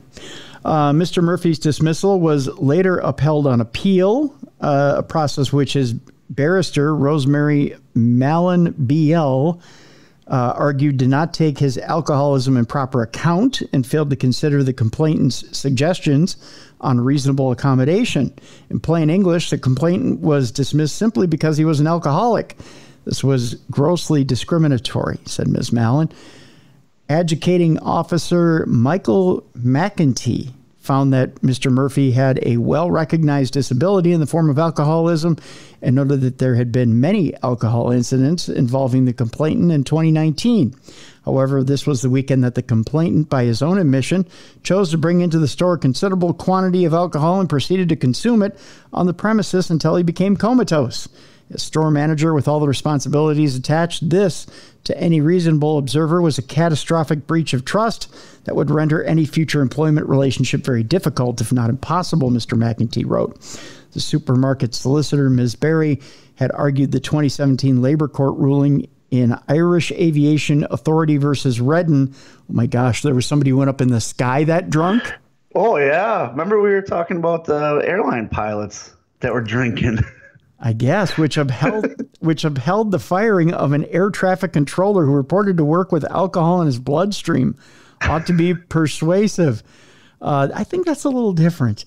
Fresh produce. What, you mean there's more stress in an aviation tower guy than a supermarket manager? Just a wee bit, Bruiser. Just a wee bit.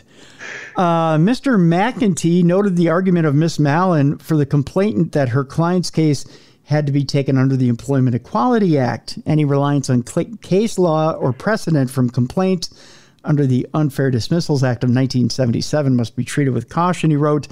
Essentially, this goes on and on. Arguments. Having been out of work for 18 weeks before taking up a new job on a radically reduced salary of £28,000 and incurring ongoing losses up to the maximum of 104 weeks, Mr. Murphy had lost earnings of around £103,000, the adjudicator noted. So not only was he shit-faced, so to speak, but he was shit out of luck. Yeah. Mm-hmm. He lost all his money for his alcohol. Yeah. Mr. McEntee ordered redress of £39,750 be paid to Mr. Murphy, a sum of £250 less than the maximum awardable by law. There you go. And he was quoted as saying, "First round's on me when this is over." Oh, no, come on, Bruiser. Inappropriate. Speaking of inappropriate, we move on. What'd you dress up for for Halloween? As I say, as I take a drink. I didn't dress up as anything because I had some events going on over the weekend. So I guess you could say I dressed up as a wrestler. Have you ever dressed up in costume and wrestled? Oh, yes, I have. I've done that numerous times. What'd you dress up as? 1 year I was a Golden Girl. I was B. Arthur, whatever her character was. Yeah. You dressed up as a Golden Girl and wrestled? Yeah. I was really? B. Arthur. Yep. Interesting. Yeah. Okay. I was Elmo one time. You were what? Elmo. Oh, Elmo. I thought you said Al Mullen something or another. I was like, no, I was Elmo. Elmo. Okay. I was a vampire one time. Okay. I was Peter Griffin, and my buddy was Greased Up Deaf Guy, and we chased each other around the ring. Nice. And it was the greatest thing ever because it took 3 bottles of baby oil to get him to look like a greased up deaf guy. No.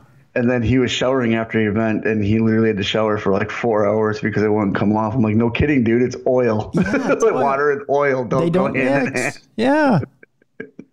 Oh, that is funny. Yeah. That is funny. Well, a California man dressed as a Fireball whiskey bottle was collared for drunken conduct. Oh, come on. Go figure. Was he trying to make his insides look like his outsides? The booking photo is just too funny because you could tell. Please tell me he still has the costume on. He does. He still has Yes. the costume on. Yes. Let me see if I can turn this around so you can see it, Bruiser. He looks completely shit-faced as he's wearing the costume. He doesn't know where he is right now. No, he has no idea. He thinks he's just posing for a photo. Yeah. Selfie? Yeah, let's do a selfie. I had a couple shots. Yeah. Yeah, I did. I have as much Fireball on me as in me. That's right, I man. drank this much Fireball. That was my nephew when my nephew first turned 21. Yeah. His favorite drink, Was Fireball? Fireball and apple cider. Ooh, that sounds good. That kind of sounds like a kid drink, doesn't it? It does. It does. Yeah. It sounds good. I asked him. See, I'm that generation. We had Goldschlager, where we actually, and I can't drink Goldschlager anymore. That's that one alcohol when you have it too much. You know what I mean? Yeah. Yeah, Goldschlager for me. I asked him if he wanted it in a sippy cup.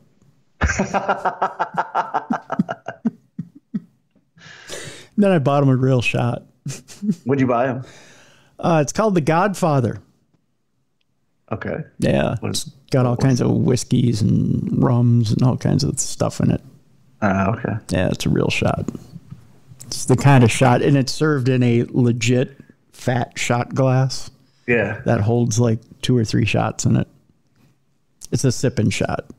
Yeah. It's not one of those, tiny little shots that you put whipped cream in and pretend like you're doing a shot. Yeah, it's an actual sipping shot.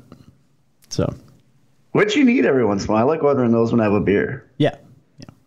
Like, especially around an airport. I got a long layover. Mm-hmm. I'll either get like a double jack that I sip on or a triple jack in a rocks glass. Mm-hmm. And then a beer. And I'll just sip that as I go. Yeah, this is called The Godfather. So, I'm a Godfather one. So, Yeah. that was not next weekend. The weekend after I have a long layover. So I'm going to probably hit you up to get the ingredients. Yeah, I'll send you the recipe so that the bartender can make it. Because most bartenders go, the what? Yeah, exactly, yeah. Yeah. Yeah.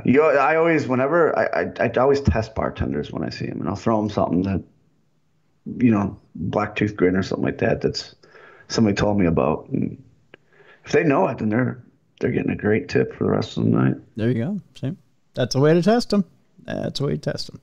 Halloween reveler dressed as a bottle of Fireball cinnamon whiskey was arrested early yesterday on Halloween for drunken, disorderly conduct, domestic battery, and several other charges, according to California jail records. 31-year-old Dominic Salazar was booked into the county lockup at 3:20 a.m. on an assortment of, he's a youngin', on an assortment of felony, misdemeanor, and vehicular counts. Salazar, who lives in Madera, a city in Central California, is being held in lieu of how much bond, Bruiser? I think that's a $5,000 bond.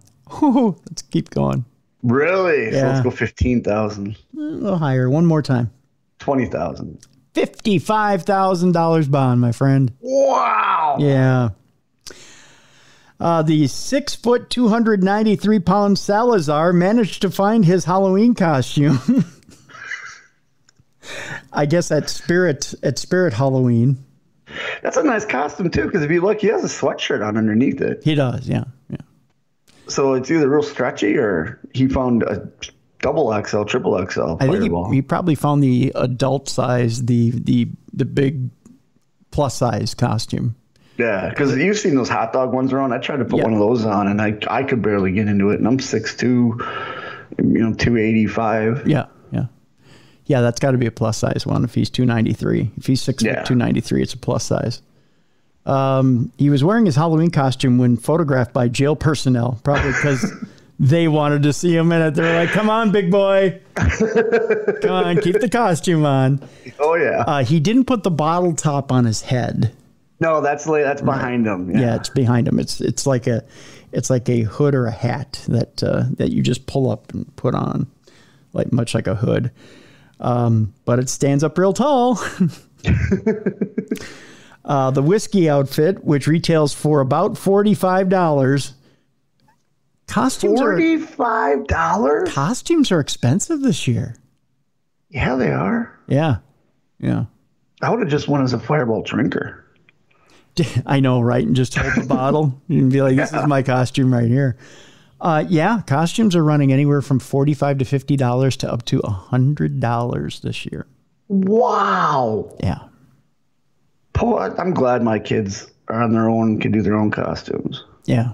I actually lucked out, though, because my youngest is so good at makeup, because that's obviously what she wants to do for a career, that she would help her brother and sister out. And that's really cool. Yeah. Yeah. I just had, and she had all her paint and stuff. It was just, I have to find the clothing, which was easy. Yeah. Costumes are ridiculously expensive. Everything, with inflation, everything is more expensive. But I think they said the cost of costumes went up 15% over last year and another 10% over the year before. So if you haven't bought a Halloween costume in a couple of years, you're looking at almost 25% over a couple of years ago. Yeah, it's been a while since I bought a costume. Yeah. So it's quite a bit more expensive than when you went out last time you did, my friend. It's because everyone's cosplaying nowadays. That it's literally a year-round thing now. It's an industry that's grown quite a bit. Yeah. Yeah, that's for sure. Thank you, Comic-Cons. Yeah. Well, Party City's busy all year round. Yeah, it is. Yeah. I'm surprised Spirit Halloween's not open year-round. I'm not. No? No. Mm-mm. No, they do quite well as far as the seasonal business goes. Yeah, because I guess they only have to rent that space for, 2 months? Yep. Mm-hmm. And then they're done? Yep. The whiskey outfit retails for about $45. It's 100% polyester, so you're going to melt with it if it catches on fire, and is intended for adults of legal drinking age, wink, wink, according to the Fireball website, which notes that Halloween is all about letting your wildest dreams come true. No, it's but not. Not ending up in jail. It's a Halloween for the sexually repressed and for kids who are looking for candy. That's what it's all about.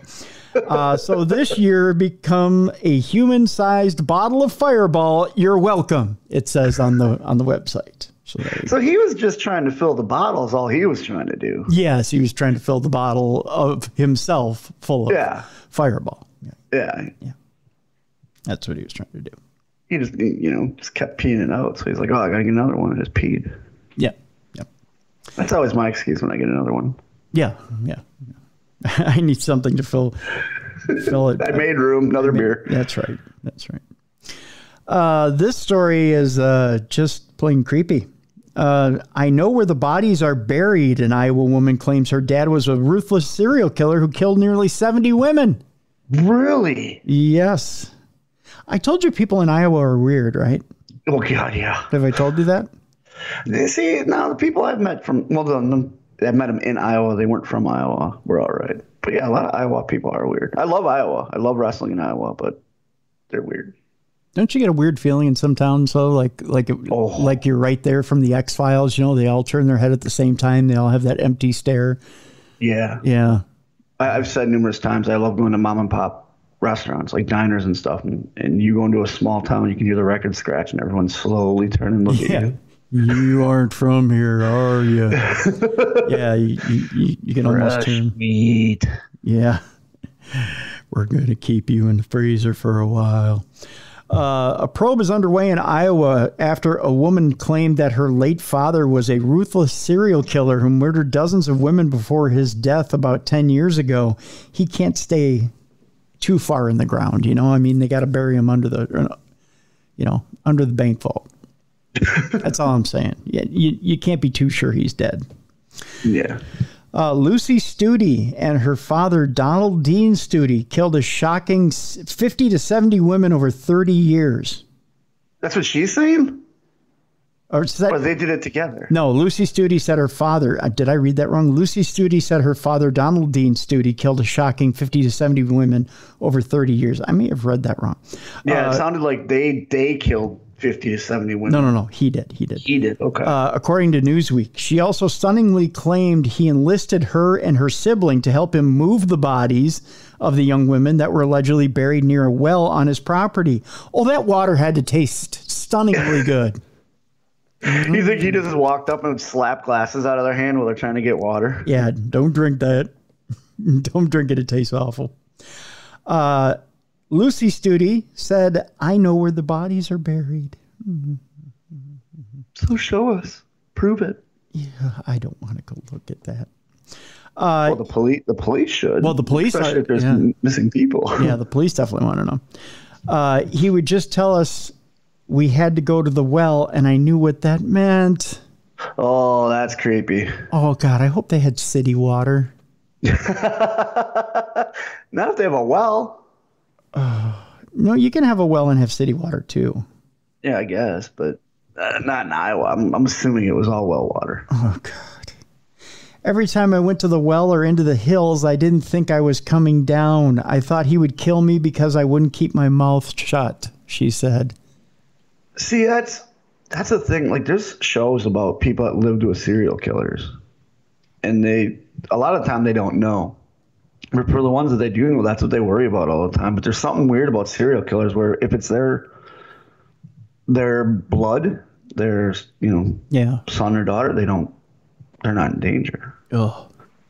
Fremont County Sheriff Kevin Eistrop told the Des Moines Register 2 cadaver dogs sniffed around the site and got hits that could indicate the existence of decomposing bodies in the area. She's got a hell of a story, but we don't have any proof of anything other than that we had a cadaver dog hit. Eistrop told the Register, well, why don't you dig? I was going to say, that's more than enough evidence to dig. We've got to have more proof than that, he told the Register. Here's a shovel.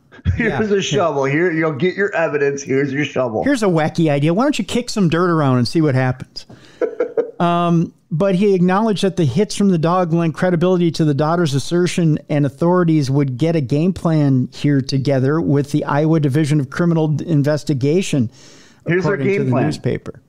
Dig. Yeah. That's their game plan. Okay. On a lark, let's get a little kid with a little plastic shovel and a pail and have him play around a little bit. And let's just see if he doesn't hit something. Just go to your police academy and say, hey, I need 6 cadets. Yeah. Here's 6 spade shovels. Yeah. Here's some buckets. Go to town. It's a field trip, right? Yeah, they'll be like, what are we looking for? We'll tell you when you find it. Just dig and see what happens. Exactly. Yeah. Sheriff's deputies began looking into Studi's story in 2021, but needed to locate the well and get the okay from the current owners of the property. Ooh, how creepy is that if you own the house now and you have no idea, and now the police and FBI are showing up like, hey, we need to dig in your backyard by your well?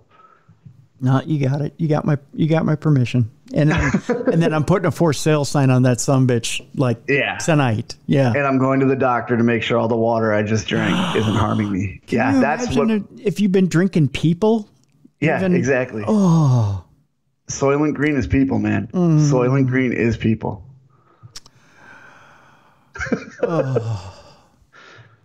They needed to. I have well water too. I drink bottled. That's why I only drink bottled water, so I'm okay. I know. You're bathing in dead juices.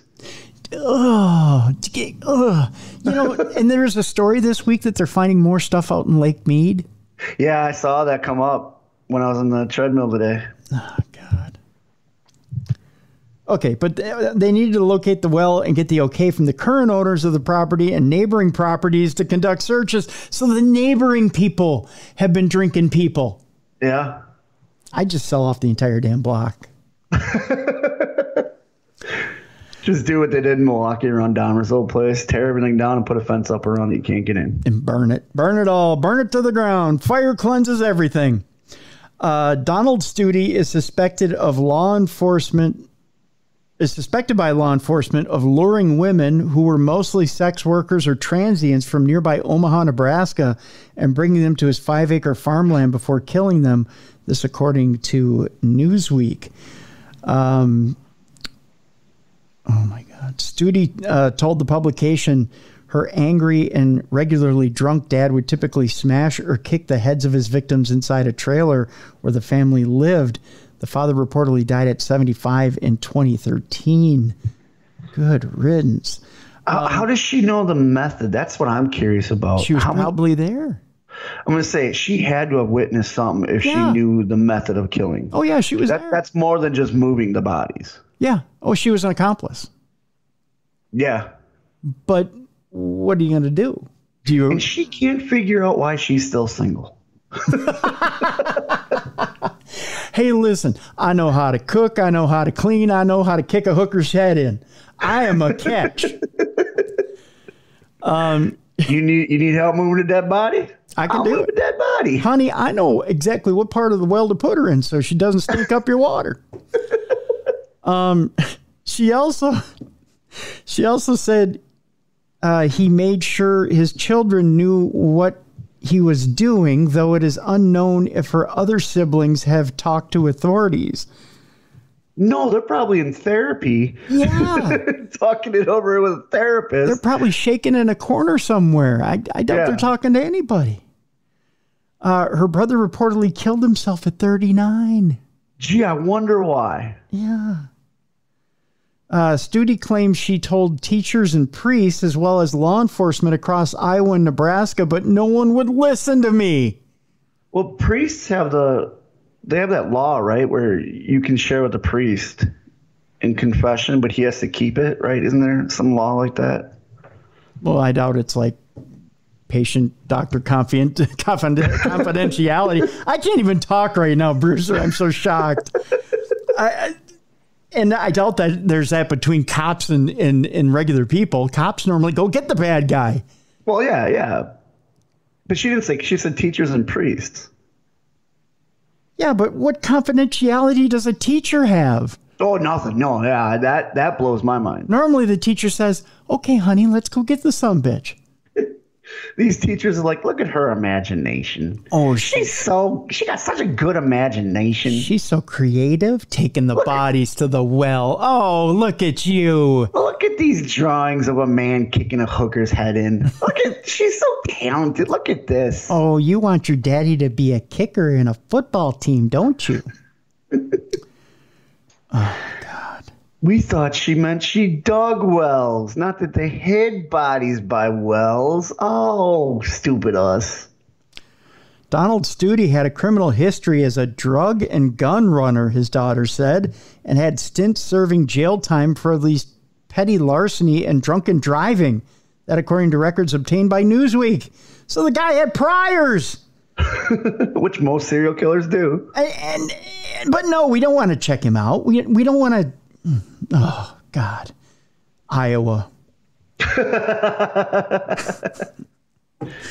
you want to be a serial killer, move to Iowa. Yeah, go to Iowa. You'll be safe. Nobody will catch you. Just make sure your kid doesn't speak. And you can make your kid an accomplice. Yeah. Yeah, nobody will catch you. You're fine. I wonder why she waited till he was dead to really push hard. Because he can't come back on her? It's one of those situations where he's still alive and he gets arrested. It was you, wasn't it? You narked on me, didn't you? No, Pa, wasn't me. Let's move on. A resident causes $20 million in damage to a California building. The 100 Van Ness apartment building operated as usual before an unexpected event unfolded on the morning of October 11th, according to KTVU. A resident opened a high-pressured fire hose valve in the hallway of the 11th floor. What it is even doing there, I don't know. I wonder what this does. Hey, look, water. And the entire space began to flood. In fact, the hose valve that 46-year-old, oh God, he's 46 and he opened it. Michael Neen opened was so powerful that it caused water floors. Genius, I tell you, sheer genius. KTVU What does this do? Kawoosh. Oh, it's for washing the floor. KTVU mentioned that the building is 29 stories high. And that's a big building. Yeah, it is. And at least 100 rooms in the building were entirely damaged as a result of the incident. Guess who's going to pay for that? Oh, God, yeah. He's going to be in court. The judge is like, what were you thinking? He goes, I didn't know what it'd do. It had a valve and I turned it. That'd be Michael Neen, the genius. KTVU mentioned that the building is 29 stories high and at least 100 rooms in the building were entirely damaged as a result of the incident. When officers tried to arrest Neen, he bit them and threw urine in their faces. Oh, so he's just carrying urine around with him. You know why he did that, Bruiser? Because he couldn't find any water because it all came out of the spigot. And I've been saving this for this exact moment. Where'd that urine go I kept for the cops when they came around? Honey, where's my urine? These police want to arrest me. I bit them. I need to toss my urine at them. I got him good. In wake of the flood, residents were unable to use the elevator, of course, and had to climb up and down 29 flights of stairs for days. Neen's attorney, in addition to the San Francisco Fire Department, stated that Neen was experiencing a mental health crisis when he do you think? No, really. When he opened the hose valve. During the court hearing, it was stated that damages from the flood would cost a whopping, guess how much? $150 million. I go a little lower than that. $50 million. You're close. One more try. $70 million. $20 million. Oh. That's still a lot. That's a lot of Snapple. That's a lot of Snapple for turning one valve. For finding out what this fire hose valve does. Yep. I've never seen a fire hose before. Koosh. KTVU noted that Neen was charged with resisting arrest and vandalism and is currently being held without bail. Thank God. He will undergo a mental health assessment before a further decision is made. Do you think after he did it, he went, oh, shit, oh, shit, oh, shit, oh, shit. He's trying to turn it off, but it won't turn off. Yes, completely. Yeah, he had that moment we all have in our lives when we make a mistake and realize nothing's going to turn that clock back. Yeah. But at least he's got his urine with him. That's right. At least he had his urine with him to throw at the cops when they got there. We move on. We go to Mexico where, we all have had a wedding or been to a wedding where a mistake is made and we giggle or we go, oh, that's so cute. Oh, the flower girl threw flowers at the dog who was holding the ring or whatever happens. This was not one of those laughable mistakes. Please tell me the groom said the wrong name. Now that would be funny. This was not so funny. A groom was shot dead in front of his wife just moments after a wedding in Mexico. I know I said it wasn't funny, but I did giggle. A groom was gunned down in Mexico just moments after tying the knot over the weekend in a tragic case of mistaken identity amid the region's ongoing cartel wars. Probably a good reason not to get married in Mexico right now. Yeah, no more destination weddings. No.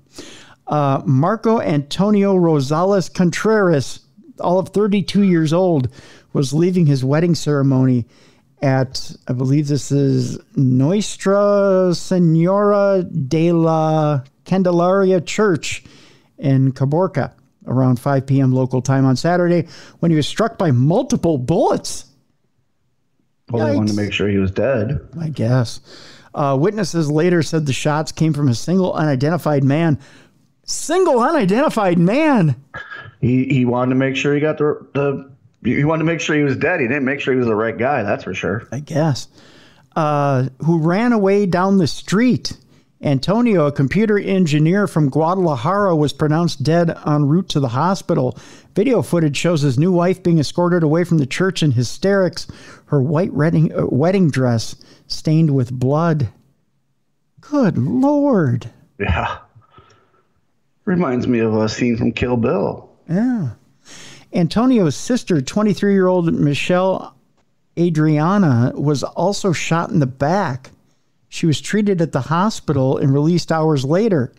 On Sunday night, state officials announced that no line of investigation had been ruled out. According to the Sonora Attorney General's office, Antonio's killing was a direct attack, though they believe the bullets may have been intended for someone else. I think that's probably accurate. Yeah. Investigations indicate the attack against Marco Antonio was directed towards another individual who was also getting married at the same time in a different nearby city. According to authorities, another man who was also shot at his wedding in a neighboring city on the same night. This hitman really needs to check the spelling I guess. of where he's going. Right. You only get paid for one, bro. Yeah, exactly. You only get paid for one, bro. You know, it doesn't matter how many bullets you used. Located in the country's northwest corner, Caborca is a home to an eponymous cartel helmed by veteran narco of narcos, Rafael Caro Quintero. Caro Quintero was arrested in July and awaits extradition for the 1985 murder of a U.S. Drug Enforcement Administration agent. So he's a nice guy. Oh, yeah. Yeah. Cartel violence is a growing concern in Caborca as the local drug trafficking ring wages war against an armed branch of the Sinaloa cartel. The Sinaloa cartel, by the way, a very dangerous cartel. Are they? One of the most dangerous in Mexico, all of Mexico. Really? Yes. Drug trafficking has also led to bloodshed in other parts of the country. In late September, the Post reported on a grisly billiards hall shooting in Taramoro that killed 9 and wounded at least 3. Yes, the Sinaloa cartel is one of the largest and most deadliest cartels in all of Mexico. Yep. We move on. Doesn't pay, by the way, Bruiser, in New York City to hijack your own bus these days. No, it doesn't. No. Who are you going to hold it for ransom? Well, it's just, even if you just need a bus to drive. Yeah. You know, just to get around in. You own it, so just drive it. Well, you don't own it. The city of New York owns it. But I'm just saying, if you want to hijack a bus, this guy had it all planned out. Oh, okay. So it's a bus he rides every day. No, I'm not. I wouldn't go that far. You're projecting here, my friend. I am. I'm jumping ahead. This man just wanted to hijack a bus. He had a plan. Okay. I'm hijacking a bus. He even was a humanitarian about it. Oh, okay. He let the people go. Well, good for him. He didn't want a speed situation. But then it ended horribly. He crashed that sucker into a utility pole. Oops. Yeah. A New York City man allegedly hijacked a bus in Queens and then crashed her into a utility pole because, why? Well, because he probably didn't take bus driving lessons. I was going to say, he probably had no idea how to drive a bus. That's right. A 44-year-old man was taken into custody after he allegedly pointed a gun at a bus and eventually took over the wheel before crashing into a utility pole. Well, that's what happens. They don't all end in a great fury of romantic escape. No. It's not like he got the bus back and backed it into a warehouse. Or trimmed the street, got all the paint off it, repainted it, stripped it down. Wow, you really got a scenario here. I was going to say it's not like he drove down the road towards Mexico screaming and yelling, yeah, and picked up a gorgeous woman and said, come on, honey, we're off to our gorgeous rendezvous with the rebels or anything like that. I don't know, like some sort of weird scenario. He just crashed it into a utility pole. Yeah, he just realized, I don't know how to drive a bus. Yeah. Oh, pole. He was like, how do I drive this thing? That's how it ended. What does this wheel do? What does that pole do? Oh, okay. What are these strange pedals? Yeah. On Thursday, October 27th at 7:23 a.m., the male suspect allegedly ran in front of an eastbound Q4 bus that was traveling near 197th Street and Linden Boulevard. He was late for work. That's what it was. Yeah, it might have been. That early in the morning, he's late for work. You've heard of New York traffic. Have you been to New York? It's horrible. Oh, yes. Horrible traffic. Yeah. I don't think you carry a gun to work, though, unless you're a bank robber. Well, it's New York. Yeah, well, they have strict gun laws in New York. You don't. Yeah, but it's New York. I think everybody in New York has a gun. Well, that's a bit of a stereotype. I watch a lot of Law and Order. I'm sorry. I guess you do. According to New York Police Department officials, the man had what appeared to be a firearm in his hands and boarded the bus. Much like everybody in New York, according to Bruiser. They all have a gun. The bus driver reportedly opened the doors on the bus to allow all the passengers to get off. Why? Because he didn't want anybody getting shot. The suspect allegedly made statements that he was being chased and directed the bus driver to continue driving. Oh, so he was being chased. Okay. He was not a law-abiding citizen. No. Mm-hmm. Well, we don't know who he was being chased by. Can you think of anybody he would have been chased by that would have been law-abiding other than the police? See? His ex-wife? Who wouldn't have been so law-abiding if she was chasing him with another firearm, right? That's true. Okay. It is New York. You're right. Oh, God. They all have guns there, so I guess it doesn't matter. At 7:36 a.m., the bus driver jumped out of the driver's side window near 232nd Street and Linden Boulevard, because wouldn't we all? The suspect, who had reportedly been sitting directly behind the driver the entire ride, hopped the partition separating the driver's area from the rest of the bus and took control of the bus, because wouldn't you? You don't want the thing to crash. Well, exactly, and you got places to be. Right. The suspect allegedly drove for a block before crashing into a pole. He got a whole block. Good for him. Yep, got a whole block. And you know, it took him 2.5 hours to go that whole block in New York. Well, yeah, you got traffic. Yeah. Yeah. Plus, he was probably bumping into other cars. Yeah. So he really didn't get a good head of steam going. What's funny is he fled and was quickly apprehended by officers after this. So he was running from the cops. Yeah. Yeah. The crash caused power to go up for several hours in the area. So, yes, he hit a power pole. According to police, the firearm the suspect had in his hands was actually a BB gun. So, no, he didn't have a real gun. He had a BB gun. The driver and suspect were taken to nearby hospitals for treatment of minor injuries. The New York Police Department officials commended the bus driver, a 21-year veteran of the MTA, for his actions. So they said, way to go, way to jump out the window. No, he saved all those people by letting them out. Well, true. Yes. He saved a whole bus full of people. They said, Go ahead. And this, by the way, we're in the shooting part of we're in the shooting area of our stories now. Okay. So shoot. He didn't shoot. He just had the BB gun. He had the BB gun. Yeah, because he lives in New York. Right. So we're going from BB gun story to BB gun story now. Oh, another BB gun story. Okay. Right. This BB gun story gets a little dangerous. BB guns are dangerous. They'll shoot your eye out. Thank you, Ralphie. Not Ralphie. It was everybody else. Ralphie didn't believe it till he did it. But Ralphie shot his eye out. Yeah. Yeah. With that Red Ryder BB gun. But the whole movie, he didn't believe it. But he should have listened. He should have. Yeah, that's the moral of the story. Is listen to your parents. Listen to the adults. Right. Name me something that you absolutely, positively do not want to do in a day. Listen to a John Mellencamp album. I agree. But other than that, okay, so let's say Mrs. Bruiser comes up to you and says, Bruiser, I want you to come do this with me. And let's pretend she's not listening right now. So what's one of the things that you're like, oh, God, I really don't want to go do that? Grocery shop. Exactly. Right. Yeah, I don't want to go grocery shop. I just don't want to be around people in a grocery store. Exactly. It drives you nuts. And what's one place you absolutely don't want to go to? And Mrs. Bruiser may say, hey, Bruiser, come on, let's go to the mall. Oh. Mm-hmm. The mall. Just shopping in general, I don't want to do. Right. Because when I go shopping, I know what I want. I walk to where I want to get it. Yep. Pick it up. Yep. Go check out. Exactly.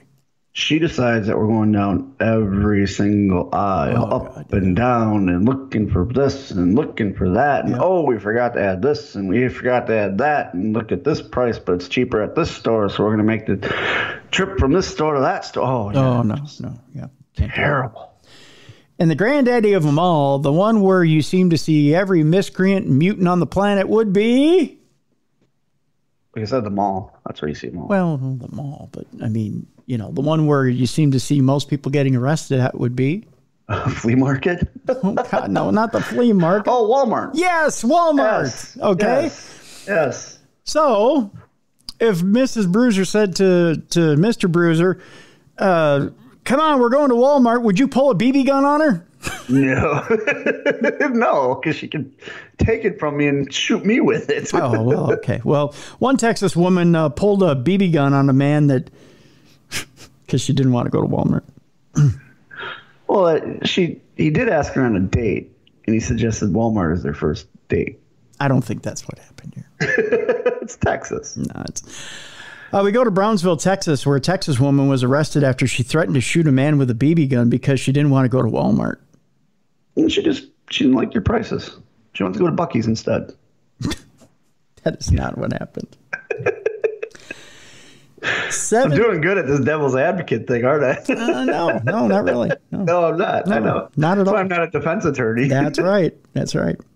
17-year-old Heaven Valenzuela. Heaven Valenzuela sounds like a pitcher for the Los Angeles Dodgers. I was going to say it's a baseball player. Yeah, Heaven Valenzuela was charged with can't even talk now after saying Heaven Valenzuela was charged with aggravated assault with a deadly weapon, family violence, abandoned, endangered child, and possession of marijuana. That is a mouthful.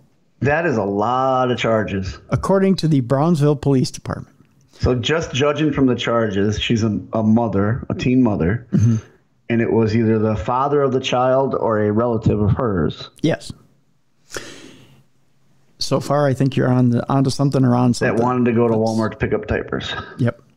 Police received a call from a witness stating that a man and woman were arguing at the store located at the 2700 block of Boca Chica Boulevard. I guarantee you they're arguing because he went in, picked up the diapers, and was walking to the checkout. She's like, no, we have to check 37 other things that we don't need. Waste our time. I don't think she wanted to go in. Oh, they're still in the parking lot, you think? Yeah. The witness told the police the woman had a gun and that they both left in a gold van. After police found the van and conducted a traffic stop, 20-year-old Edgar Omar Salazar told an officer that he wanted to go to Walmart, but Valenzuela refused. Well, she's a Target girl, that's why. See, you just keep driving the narrative the opposite way of the way it went. Salazar got out of the van and started to walk to the store when Valenzuela approached him with the BB gun and told him she was going to shoot him. Oh, yeah, because she has someplace to go, too. You're going to leave me here on the side of the road? Get back in the van. Salazar told police he took the gun away and they both returned to the vehicle, which was occupied by another man and 3 children. You're not going to shoot me. Come on, get back in the van. You're right. Walmart sucks. We'll go someplace else. Officers found a bag of Hawida, or marijuana, in the vehicle, which Salazar claimed to have owned. That's why he was so brave in front of a BB gun. He was just really high out of his mind. Hey, give me the gun, man. 20-year-old Edgar Omar Salazar was arrested on charges of possession of marijuana, according to police. He got arrested, too? Yeah, it's his weed, man. Put it on her. She's already got 6,000 other charges. Yeah. Both Valenzuela and Salazar were taken into custody, and the two were arraigned last Wednesday. Valenzuela's bond was set at $35,000. Salazar received a bond totaling $6,000, that according to police. Well, thank God the bondsman had a 2-for-1 sale going on. Yeah, I know, right? More shooting going on. We come up further north than Texas. We go to Illinois. Oh, yeah. Well, there's always shooting in Illinois. I bought a compass this week, so that way I can tell you which direction we're going. Illinois man arrested after shooting, escaping on a lawnmower in a police standoff.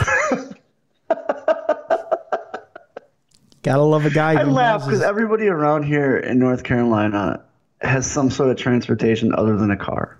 Mm-hmm. And it's either those really cool, like, outback, like, off-road vehicles you can get, like Stone Cold Steve Austin used to drive. Like a four-wheeler or something like that. Yeah. Or a riding lawnmower. Yeah. They don't drive cars. Yeah. I saw a guy actually in the McDonald's drive-thru on a riding lawnmower. You're shitting me. Nope. Only in the South. A riding lawnmower in the drive-thru. Yep. And they served them. Yep. That's amazing. We go to Sheridan, Illinois, where 55-year-old Jeffrey L. Pleak, or Plique, however you want to pronounce it, I'll go Pleak, has been formally charged for a shooting and police standoff that occurred early Saturday morning. I think this is a week ago, Saturday morning in LaSalle County. In a press release, LaSalle County Sheriff Adam Diss, that is the greatest name ever for a county sheriff. Adam what? Adam Diss? Sheriff Diss reports that deputies were called to the area of East Cy Johnson and North Robinson Street, S.I. Johnson. That's Cy Johnson, right? Yeah, it sounds like a Cy Johnson. East Side Johnson. Diss. Probably a very famous guy in LaSalle County, and they just named a road after him. Sure. And North Robinson Street in Sheridan just after 7:30 a.m. on Saturday for a report of a man shot in the leg. Reports came in at the same time that a suspect had shot at other individuals in the area as well. The 63-year-old man shot in the leg was the only one injured. He was transported to Valley West Hospital and then to St. Anthony's Medical Center, where he was in stable condition. 2 vehicles were hit. No other citizens were injured. By God, we got us a crime spree, kids. The suspect, later identified as Peak, left the scene of the shooting on a riding lawnmower. I wonder if the dispute was over because he mowed the guy's lawn. Probably. And the guy didn't want to pay him full amount. Yeah, it probably was over the bill. He left the scene of the shooting on a riding lawnmower and returned to his residence, where he barricaded himself inside, probably with a bolt lock. LaSalle County Sheriff's deputies were assisted by the Sheridan Police Department, Kendall County Sheriff's Office, Grundy County Sheriff's Office, Illinois State Police, and State Police Crime Scene, Illinois Conservation Police, and other local police agencies to end the standoff with Pleak, who, keep in mind, went home on a riding fucking lawnmower. They called in all of Illinois to take this guy out. With probably 18 different SWAT teams for a small caliber firearm and a riding fucking lawnmower. They're like, this guy's going to be trouble because he went home on a riding lawnmower. You know he's on something. Let's call everybody. Who are we calling? Everybody. And take him into custody. They claim they found multiple firearms and ammunition at his residence, by the way. I think they're trying to... Okay, but they didn't know that before they called in everybody in the whole state to show up. No. They're like, we got some party going on, boys. I think they just claimed that to make it look good. Yeah. It was probably one person from each department, so you have 10 people in the guy's front yard. They probably found a slingshot with a couple of rocks and, and a bow and arrow. He probably had like the old Nintendo electronic gun that you have. Yeah. It clearly doesn't look like a gun. For duck hunt. Yeah. Yeah. On Monday, October 24th, Pleak was charged with aggravated battery with a firearm and 2 counts of aggravated discharge of a firearm. He's being held at the LaSalle County Jail on how much bond? $35,000. Higher. $75,000. One more time. $150,000. Bruiser, he's being held on $3 million bond. It's because they have to pay for all those law enforcement guys that showed up. This guy's never getting out. No, he's not. They got a boot on his riding mower. They took the blades off. Yeah, they took the blades off. They took a snow blower that goes with it. He's never getting out. Nope. Because they called in everybody in the state of Illinois to show up. That's right. Somebody's got to pay for that. That's right. 4 more stories here on Dumb Crimes, Stupid Criminals today. It's never the not so. How should I put this? It's not the marginal looking ones you have to watch out for. It's the pretty looking ones that you got to watch after. Oh, of course. Yeah. And this woman who has given herself way too much credit says that the cops that she was involved with claim that they hadn't seen anyone as pretty as her, and now she's accused of killing her mother. Didn't we have a story a while ago of the lady saying who's prejudice against her because she was so beautiful? Yes. Is this the same woman? No. Okay, I was gonna say, I hope if it's the same woman, that's amazing. You're right? Yeah, I didn't know that. So 2 women out there are claiming this is the second woman. Now you tell me, do you think she's pretty? Oh God, no. She has a light bulb head. She got a 7 head.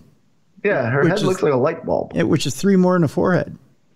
If somebody saw her late at night, they'd think she was a gray. Yeah. That's what she looks like. Yeah, she looks like an alien-human hybrid. Just saying. Do you think the cops are like, honey, no? Yeah, honey, no. No, girl. Mm-mm. We go to Las Vegas, where a 28-year-old woman who had previously allegedly dined and dashed at an airport Chili's last month, now stands accused of killing her 62-year-old mother. She's moving up in the world. Yeah, this is the same girl, because that's the girl last time. Yeah, this is the same girl. Holy cow. She didn't kill her mother last time. She did the dine and dash, and she said they were prejudiced against her because she was so beautiful. Oh, that's right. Okay, it is her. Yeah, remember we were making fun of her dining dash in an airport Chili's. Yep. Okay. Yeah, it is her. We were offering to pay for her, was it 2 for $20 or whatever it was? Yep, 2 for $20. That's right. So she goes home and murders her mom, thinking she can get away with it, huh? She murdered her mom now. She's like the Joker. Her crimes are getting bigger and bigger. Yeah. According to a news release from the Las Vegas Metropolitan Police Department on October 26th at around 2:34 a.m., officers responded to a home on the 10100 block of Juneflower Drive to a report of an injured resident. At the scene, officers reportedly found a woman with multiple lacerations, and she was pronounced dead. Upon further investigation, police identified the victim's daughter, Hind Bustami, as a suspect. Bustami was later found in Barstow by California Highway Patrol and taken into custody, according to police. She was reportedly, or she will reportedly be charged with open murder and is awaiting extradition back to Las Vegas. Police said the Clark County Coroner's Office will release the cause and manner of death, as well as the victim's identity. Before the alleged killing, Bustami went to the Chili's at the Las Vegas airport and left without paying. When police found her, she became belligerent with officers and started saying she was being harassed because cops had never seen anyone as pretty as her. Yep, I remember that. Yeah, you're right. That was her. Bustami allegedly said she was going to spit on all the police officers because they were perverts and were trying to rape her. Yep. Yeah, I don't think so. Yeah, no, they weren't. they were trying to find out why you dine and dash Chili's. Right. And she says because the cops had never seen anyone as good looking, which is a stretch. Do you think she killed her mother because her mother made her so good looking? I think so. Mom, why'd you make my life so hard? Yeah. Making me so beautiful, Mama. That's right. You put this burden on me, Mama. We move on. A German doctor, Andreas Niederbickler. I hardly want her Bickler. Ordered to pay medical bills in an oral sex OD case. Wait, what? You can OD? No, I don't think. Yeah, I don't think. Don't put those together. No, you can't OD on oral sex. And don't say giving or receiving, which because like don't try to convince the wife I'm of this fan either. Of both, and I don't want to OD. Yeah, don't try to pull Mrs. Bruiser aside today and convince her that you can't die of oral sex. I don't know how that goes. German doctor imprisoned for giving his lover an overdose by slathering his penis with cocaine. You could try that. No. Okay. So he went with the penis. Huh? Normally it's doing lines off a stripper's butt. That's what I've always heard. Yeah. But evidently he gave little Nina Bickler the once over. He gave it the powdered sugar long john treatment. A little will do. You don't have to slather it all over. Just a little. Wouldn't that absorb into your skin and you'd start running around the room? And sometimes, but like if she's sniffing it, you don't need to slather it. You just need to make a line on there. Well, maybe I don't want to get graphic. You think he just dipped it in a bag?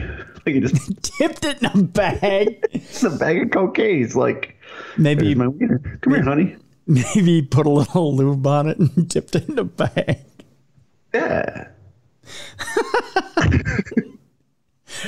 Like you'd make a sugar cookie out of this. Like you'd make a corn dog and then he deep fried it. It's shake and bake, and I helped. It's shake and bake, and I helped. Oh dear God! Lathered it up and beep.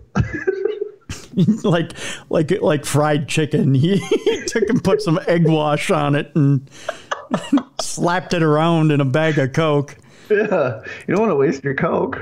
Yeah. German doctor imprisoned for giving his lover an overdose by slathering his penis with cocaine before oral sex has been ordered to pay the medical bills for the failed attempts to revive her. Dear God. Well, he is a doctor. Well, yeah, but we're all not infallible. No, we were all, yeah. And if they're having an OD, CPR is not going to help. You need Narcan. Well, I don't know if Narcan works for cocaine, though. It should. Is cocaine an opiate? Yeah. Okay. Plastic surgeon Dr. Andreas Niederbickler, he can hardly find her Bickler, was ordered to fork over $13,000 for the treatment of victim identified as Yvonne M., who suffered shortness of breath and collapsed after her drug-fueled romp in 2018. Yikes. Niederbickler has also been ordered to pay the woman's funeral costs as well as compensation to her husband and son. Ooh, Jesus, she did it. Awkward. The doctor was sentenced to 9 years imprisonment in 2019 after a court found him guilty of aggravated rape and bodily harm leading to death for the incident. Niederbickler argued in court that the woman knew that he'd spiked his private parts, but the court found against him. He's like, yeah, it's always that color. Boy, look at it's not his wiener. Nothing says total douche like a guy who looks like this. Oh yeah. Right? Am I right? Yeah. Yeah. He looks like a Niederbickler. Yeah, he is. Yeah. I don't know if you saw his complete face, or here it is. No, yeah, I saw it. I'm Dr. Niederbickler. Yeah. Yeah. Niederbickler stuck his pickler in some powder. Would you like to check out my coke cock? You want to play a game? It's called Lick Off the Cocaine Off My Wiener. Oh, God. No, thanks. So, yeah, Mr. Dr. Coke Cock himself. Coke Cock. Dr. Cokecock argued in court that the woman knew he'd spiked his private parts, but he watched her shake and bake, and she helped. All right, come on, she knew. But the court found against him, as they should. The doctor, who has also been accused of surreptitiously, there you go, surreptitiously involving the drug in sex with other women, so he's done it more than once, told the German newspaper Bild last month that he'd never used drugs during sex without the knowledge of his partners. Yes, there were drugs, but I didn't drug any of the women without her knowledge, he said. I was looking for a special kick, and they took part. It's more than a kick. He called it shake and bake, and they all helped. That's more than a kick. That's a scoop. Wait, that deserves one of these. There you go. He described the woman who died as an experienced cocaine user. Oh, no. He's victim shaming there. He is. You don't need to say that. That's not right. Yeah. Yeah, you killed her. Yeah. Admit you killed her. Listen, Niederbickler. Yeah, coke cock. Niederbickler's going to get his butt tickler in prison. Yeah, he is. Yeah, he's going to get a little coke on the cock right up his you-know-what. Big Bubba's going to be like, I heard you like shake and bake. Yep. You like to help. We're going to give you a little fried chicken up the wazoo. Do you suppose they call it the Colonel's special recipe in jail? Just wondering. I don't know. He's in a German prison too, so... I don't think... I think that was an American story. I don't think that's German. Oh, he was just a German player. He's just a German doctor. Yeah. Gotcha. Yeah. I think that happened... let me see. Did that happen in Germany? Let's just say New York. No, there was no guns. Let's say Vegas. Let's say Vegas. We'll just make a place up. Let's just say it happened in Eagan, Minnesota. Yeah. What else is there to do? Yeah, what else? Dip your wiener in some cocaine and feed it to everybody. That's right. And good old Eagan. That's where the Vikings practice. It makes sense. We have 2 stories left, so get ready to turn down your listening device. Get ready to put on the old earbuds. Get ready to escort the kids out of the room. We're already into the drug portion, so you probably should anyways. But we're mixing it together with the drugs and the wieners. Niederbickler's like, hey, I got a stir stick. You got the powder? Oh, God, no. This one involves a suspect claiming. I can't speak today. It's all the sugar. It's all the sugar. You had too many Mounds bars. Yep, too many Mounds bars. Cops are saying that a suspect is claiming he has a free pass as far as meth goes. Like literally took the free pass, the get out of jail free card out of the Monopoly game. You get that? He claims he does. So he can do as much meth as he wants, and it's okay? Yeah, it's okay. The cops should let him go. Really? Yeah. Of course, we're going to Florida for this deal. Oh, of course we are. Yeah. A 50-year-old Florida man explained that he was allowed to carry the drug. Well, yeah. I mean, you should know that. Yeah. Yeah. We all should know that. It's that special club. You know how they have like the United Club in airports where you can go in and if you're certain many miles, you become a United Club member or an American Club member. And you get drinks and nice relaxing beds and stuff. Well, this guy, he's got the meth club. Yeah, meth club. Exactly.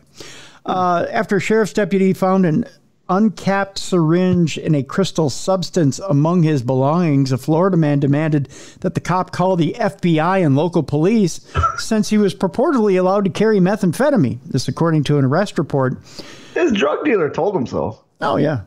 I mean, we all have that past, don't we? Yeah, and his friend Frederick Burt Ingram told him too.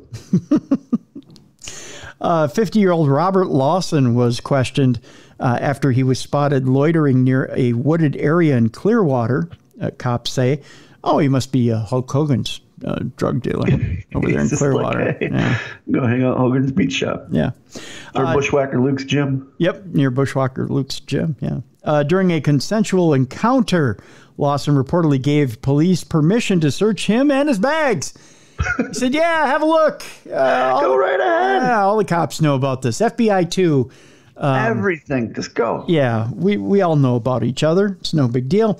According to the arrest report, the search yielded a small baggie containing a crystal substance, which tested positive for meth, as well as a used or uncapped syringe with a brown liquid residue. After being read his rights, Lawson demanded that Deputy Daniel Maddox call the FBI and St. Petersburg Police Department because he's allowed to carry methamphetamine. It's a new program they're running. Yeah, it's unusual, but it's brand new. Had never heard of it before, but he's one of the first to be on the dole. Lawson was arrested on a felony drug possession charge and misdemeanor drug paraphernalia count. God, I cannot talk tonight. In a misdemeanor drug paraphernalia count, He is being held in the county jail on how much bond? I've been so off lately. Let's go with $500,000. Oh, no, he's a man of the law. Oh, he is. 10,000. A little bit lower. 6,000. One more time. $3,000 bond. You're close. $2,150. Because he's a police, or he's a get out of jail for free. Yeah, he's a law guy. Yeah. Yeah. Lawson's rap sheet includes convictions for trespassing, battery, possession of drug paraphernalia, and consuming alcohol in a city park. So this isn't the first time he's been out wheeling and dealing and doing stuff out publicly. Well, no, you need to do a lot of meth before you get out of jail for free meth. Yeah, yeah. Coincidentally, he also looks like one of Popeye's relatives. Well, he did take his teeth out for that picture. Yeah, so in all fairness. He looks like Popeye on meth. He does, doesn't he? Yeah, if Popeye was on meth, that's what this guy looks like. Yeah, so congratulations, Popeye on meth, for not getting past the cops. So that leads us to our final story today. It's the not safe for work story. Today, we want to encourage you to turn down your listening devices if you're listening at work without earbuds. Put in your earbuds if you're at work. If there are children in the room, escort them out of the room and tell them mommy, daddy, and or uncle, auntie, and or your babysitter now is going to listen to a not so kid-friendly story. We're going to have a special time with the Bruiser and Cruiser. That's right. Special time with the Cruiser and the Bruiser. That's right. Special time. Tell them we're having a special time. Special time with Cruiser and the Bruiser. Did I tell you I got an email asking why do you guys go by Cruiser and the Bruiser? I saw somebody comment on a Facebook post. Yeah. Maybe we didn't explain it well enough. No, I don't think we did. That's okay, though. If you have to explain the bit, it's not worth doing the bit. Exactly. Yeah. It's this simple, folks.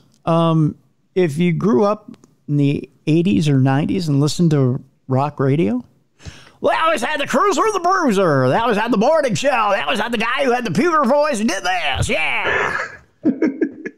And that's when radio started going downhill, when they stopped having guys like that. That's right. When you stopped having duos. Yeah, when you stopped having the Dunkin' and Donuts morning show crew. Yeah. We had Nappin' Donuts up here on KS95. Or if you had we also had Heinz and Berglund up here, 99.5 WLOL. I mean, you had morning teams on every radio station. We had Bob and Brian in Milwaukee. There you go. Bob. It was Laser 103. Now it's the Hog. Yep. We had Reitman and Miller. Yep. 94.5. Yep. Dave and Carol. Yep. On the oldies. That's right. Then I think Reitman retired. They fired Dave. Bob and Brian are still going strong though. Oh, there you go. See. Yeah, I actually listen to them on the interwebs when I'm not listening to podcasts. See, there you go. But you always got to have someone puking on the microphone in the morning. Yeah, exactly. That's right. So that's where that comes from. You got the Bruiser and the Cruiser. Bruiser and the Cruiser in the morning. You always. Plus, when we form a band, we already got our band name, Bruiser and the Cruiser. Yeah, Bruiser and the Cruiser. Because how many times we had album titles come up in these stories? Right. So that's where that comes from, folks. So don't get us wrong. It's not some weird naming fetish we have. It's Tim's not out cruising for people. I'm not out cruising chicks or guys or anything like that. I'm just it's an alliteration. That's all. You're not cruising for women so you can stick your little willy in some powder and cocaine. I'm not doing the coke cock trick to anybody anytime soon. It's just it's just what it is. That's my new favorite phrase now, the coke cock. Coke cock. Yep. Yeah, that's now going to be in my vocabulary forever. Cruiser with the coke cock in the morning. I think I'm just going to develop a wrestling move and just call it the coke cock. You should. It'll be some sort of punch too when everyone's like, "Oh, the cold cock." Be like, no. It's the coke. It's the coke cock closer. That's my new clothesline. I've been working on the coke cock clothesline. Yeah, I've been working on one that looks like a clothesline from hell and a Stan Hansen lariat. Yep. And it's looking good. And one's like, what are you going to call it? I just got it. The Coke Cock from hell. It's the Coke Cock clothesline. It's the Coke Cock clothesline. You know why? Because it's stiff as a board and it gives off good vibrations. That's why. Plus, I feel like it came a little when I saw it. There you go. I hit them so hard they OD. Wait, I gave you a half of one for that. I know. What the hell? Sorry. I didn't mean that. I meant to give you one of these. There you go. All right. All right. Final story for today. Not safe for work. I think we've got everybody away from, I think we got everything taken care of now. We got everybody shuffled away the way they need to be. We're going to Virginia, which sounds a lot like Virginia. Virginia is for lovers. Sounds a lot like vagina. A woman with no pants uses a feminine deodorant spray as a weapon against a clerk. Well, of course she did. She was testing out the product. Ladies, if you choose to shoplift, you might want to think about a weapon as you're shoplifting and as a needs to get away. And female deodorizer down there, spray deodorizer is perfect. If it's not only do you blind them, but you make them smell good too. If it's that potent, maybe you shouldn't be putting it on your underparts. I'm just saying. If it's that bad where you need that, you might just want to go skip that and go right to the the douche. Wow, Bruiser! Wow, Bruiser! Wow. A suspected shoplifter has been dubbed the aerosol attacker after she used sprays of feminine deodorant against a Virginia store clerk, according to the Stafford County Sheriff's Office. Do you suppose the store clerk went, wow, that Febreze is unusual? No, I think that store clerk went, oh, glad you're buying that. Woo! You spray it, you bought it. You should have sprayed me. You should have sprayed yourself there. Oh, no. Sure is fish around here. What is that, huh? No.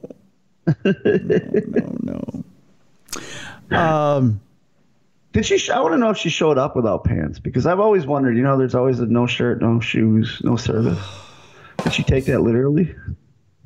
As a matter of fact, the suspect was not wearing pants at the time of the incident, officials said in a news release. I think she was testing out the product. And the clerk's like, nah, it doesn't work well. Snail trail on aisle 5.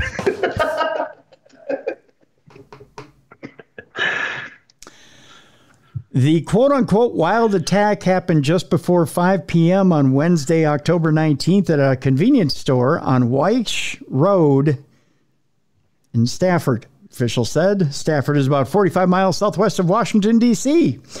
Deputy C.C. Crossett, as in what that lady's legs probably should have done, responded to a call of a disturbance at Sheetz. Oh, it happened at a Sheetz. Yes. Who buys their feminine deodorant products at Sheetz? People that don't wear pants.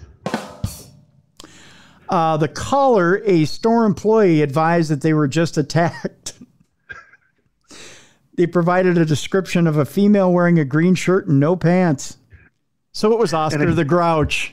And a green odor following her. Oh, no. Stinky Miss Fish Vagina. Oh, what?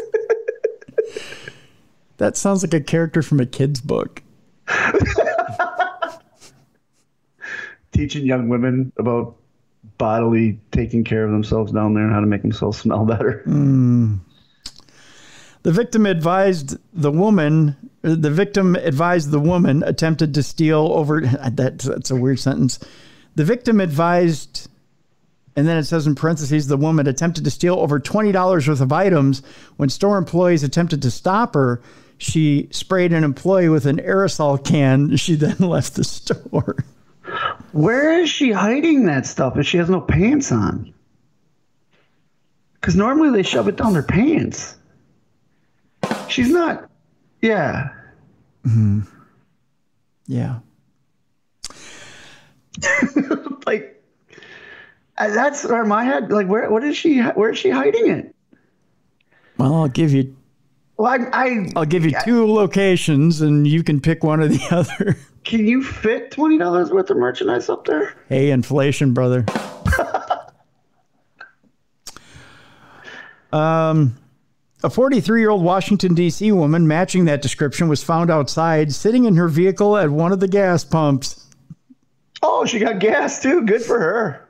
Well, Deputy Crossett asked her, I can't use English anymore, about the incident, and she confirmed she attempted to steal the items, then sprayed the employee with feminine deodorant.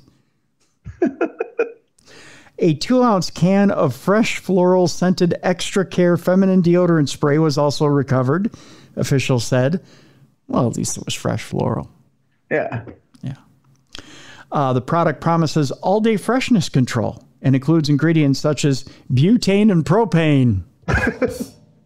Yeah. You'll get a charge out of that. It has a warning label, too. It says, don't use this mace. The woman is charged with larceny and assault and battery and was being held without bond at the Rappahannock Regional Jail. Is that right? Rappahannock Regional Jail. The sheriff's office said, great job to Deputy Crossett for handling the situation in a cool and calm manner, the sheriff's office said, and doing a breezy and easy job with hygiene products. So there you go. That's the story. And we're sticking to it. Not literally sticking to it, because she would have gotten away with it too if she had pants. I really believe that. Yeah. You don't want to draw attention to yourself, and if you walk into some place without pants, well, they're going to look at you right away. I love the story that accompanies this article of a gloved officer holding the feminine care product. Yeah, you don't know where that's been. I don't know that that's the connotation behind it, but it's just, Hopefully the store employee is okay. It's a care product. They're going to smell floral for the next few hours. I think that's the worst that's going to happen. True. And the traumatic experience. Oh my God, I smell pretty. Whatever am I going to do? I'm just so cute. Like, they don't even explain why she didn't have pants. Immediate application? I don't know. Why skip? Let's skip the formalities. Have you ever needed to put on deodorant right away? I've actually done that in a store, yeah. See? I bought the deodorant, but I've done that in the store, yeah. Well, then you know where she's coming from. Just okay. Touche. Sometimes you just got to put it on right now, and she had to put it on right now. Touche. Yeah, so here you go. That'll do it for Dumb Crime, Stupid Criminals. That is our show for today. We hope you all had a safe and happy and prosperous Halloween. If you're one of those that likes to go out and steal kids' candies. I mean, I'm kidding on that. But we hope the kids had a good haul, got lots of candy. We hope you guys had a good Halloween and got to dress up as your favorite talk show host. I don't know what that means either. On tomorrow's show, Bruiser, it's supernatural news. Yes, it is. Yeah, so we're going to have very excited. And by the way, we have a Parashare story. Nice. We have an audio Parashare story for you. So yes, that blue button works when you go to darknessradioshow.com. Go to darknessradioshow.com. Click on that blue button. Leave us your audio stories if you want to do it that way. Otherwise, go to leave us an email. Just write up your paranormal experience send us a parashare story to tim@darknessradio.com. We'll share it on the share it on the show tomorrow as me lips fail me once again. We'd love to share your paranormal experience with everybody here on the show. Also, folks, I want to thank you so much for sending in your entries for the Darkness Radio Million Dash Airs Club. You would not believe, Bruiser, how many entries I get per day. Yeah, you were telling me it just opened the floodgates. And that was before. So that's before you posted on social media. And that's all I can say, dude. We have so many entries, many entries. As far as the Millionaires Club goes, and you know what? I've got the world famous Howie Noel coming up with the logo right now for it. Okay. It's gonna take him a little bit because he's a little backlogged to get the logo for it. So we're gonna push just a little bit more on when we're gonna draw for the contest. But he's working on the logo right now, and that'll give you a little bit more time to get your entry in. By the way, folks, no double, triple, quadruple entries. Don't enter once a day. One entry per person per household. Yeah. We're not doing this by weighted entry or anything like that. Once you've entered the contest, you get your one entry. If I see more than one entry from you, I'm not gonna disqualify you completely, but you're only gonna get the one entry. I'll pull all your other entries out of the contest. So it's just one entry per household per person. Man, this prize is gonna be something special. It's going to be something special. And it's a prize pack. It's a 1 in a million prize pack. So you get an autographed photo from Bruiser. Yep. You're going to get this 1 in a million prize that we've come up with for the Darkness Radio Millionaires Club. We're going to have some secondary prizes we'll hand out there because, we know that we don't want to freeze out everybody. We want no. We appreciate everyone listening. Yeah, so we have a secondary prize we'll give people. But the one winner, the 1 in a million winner, will get this 1 in a million prize pack. A piece of merchandise that Bruiser, myself, and Jess, and Mally none of us will have.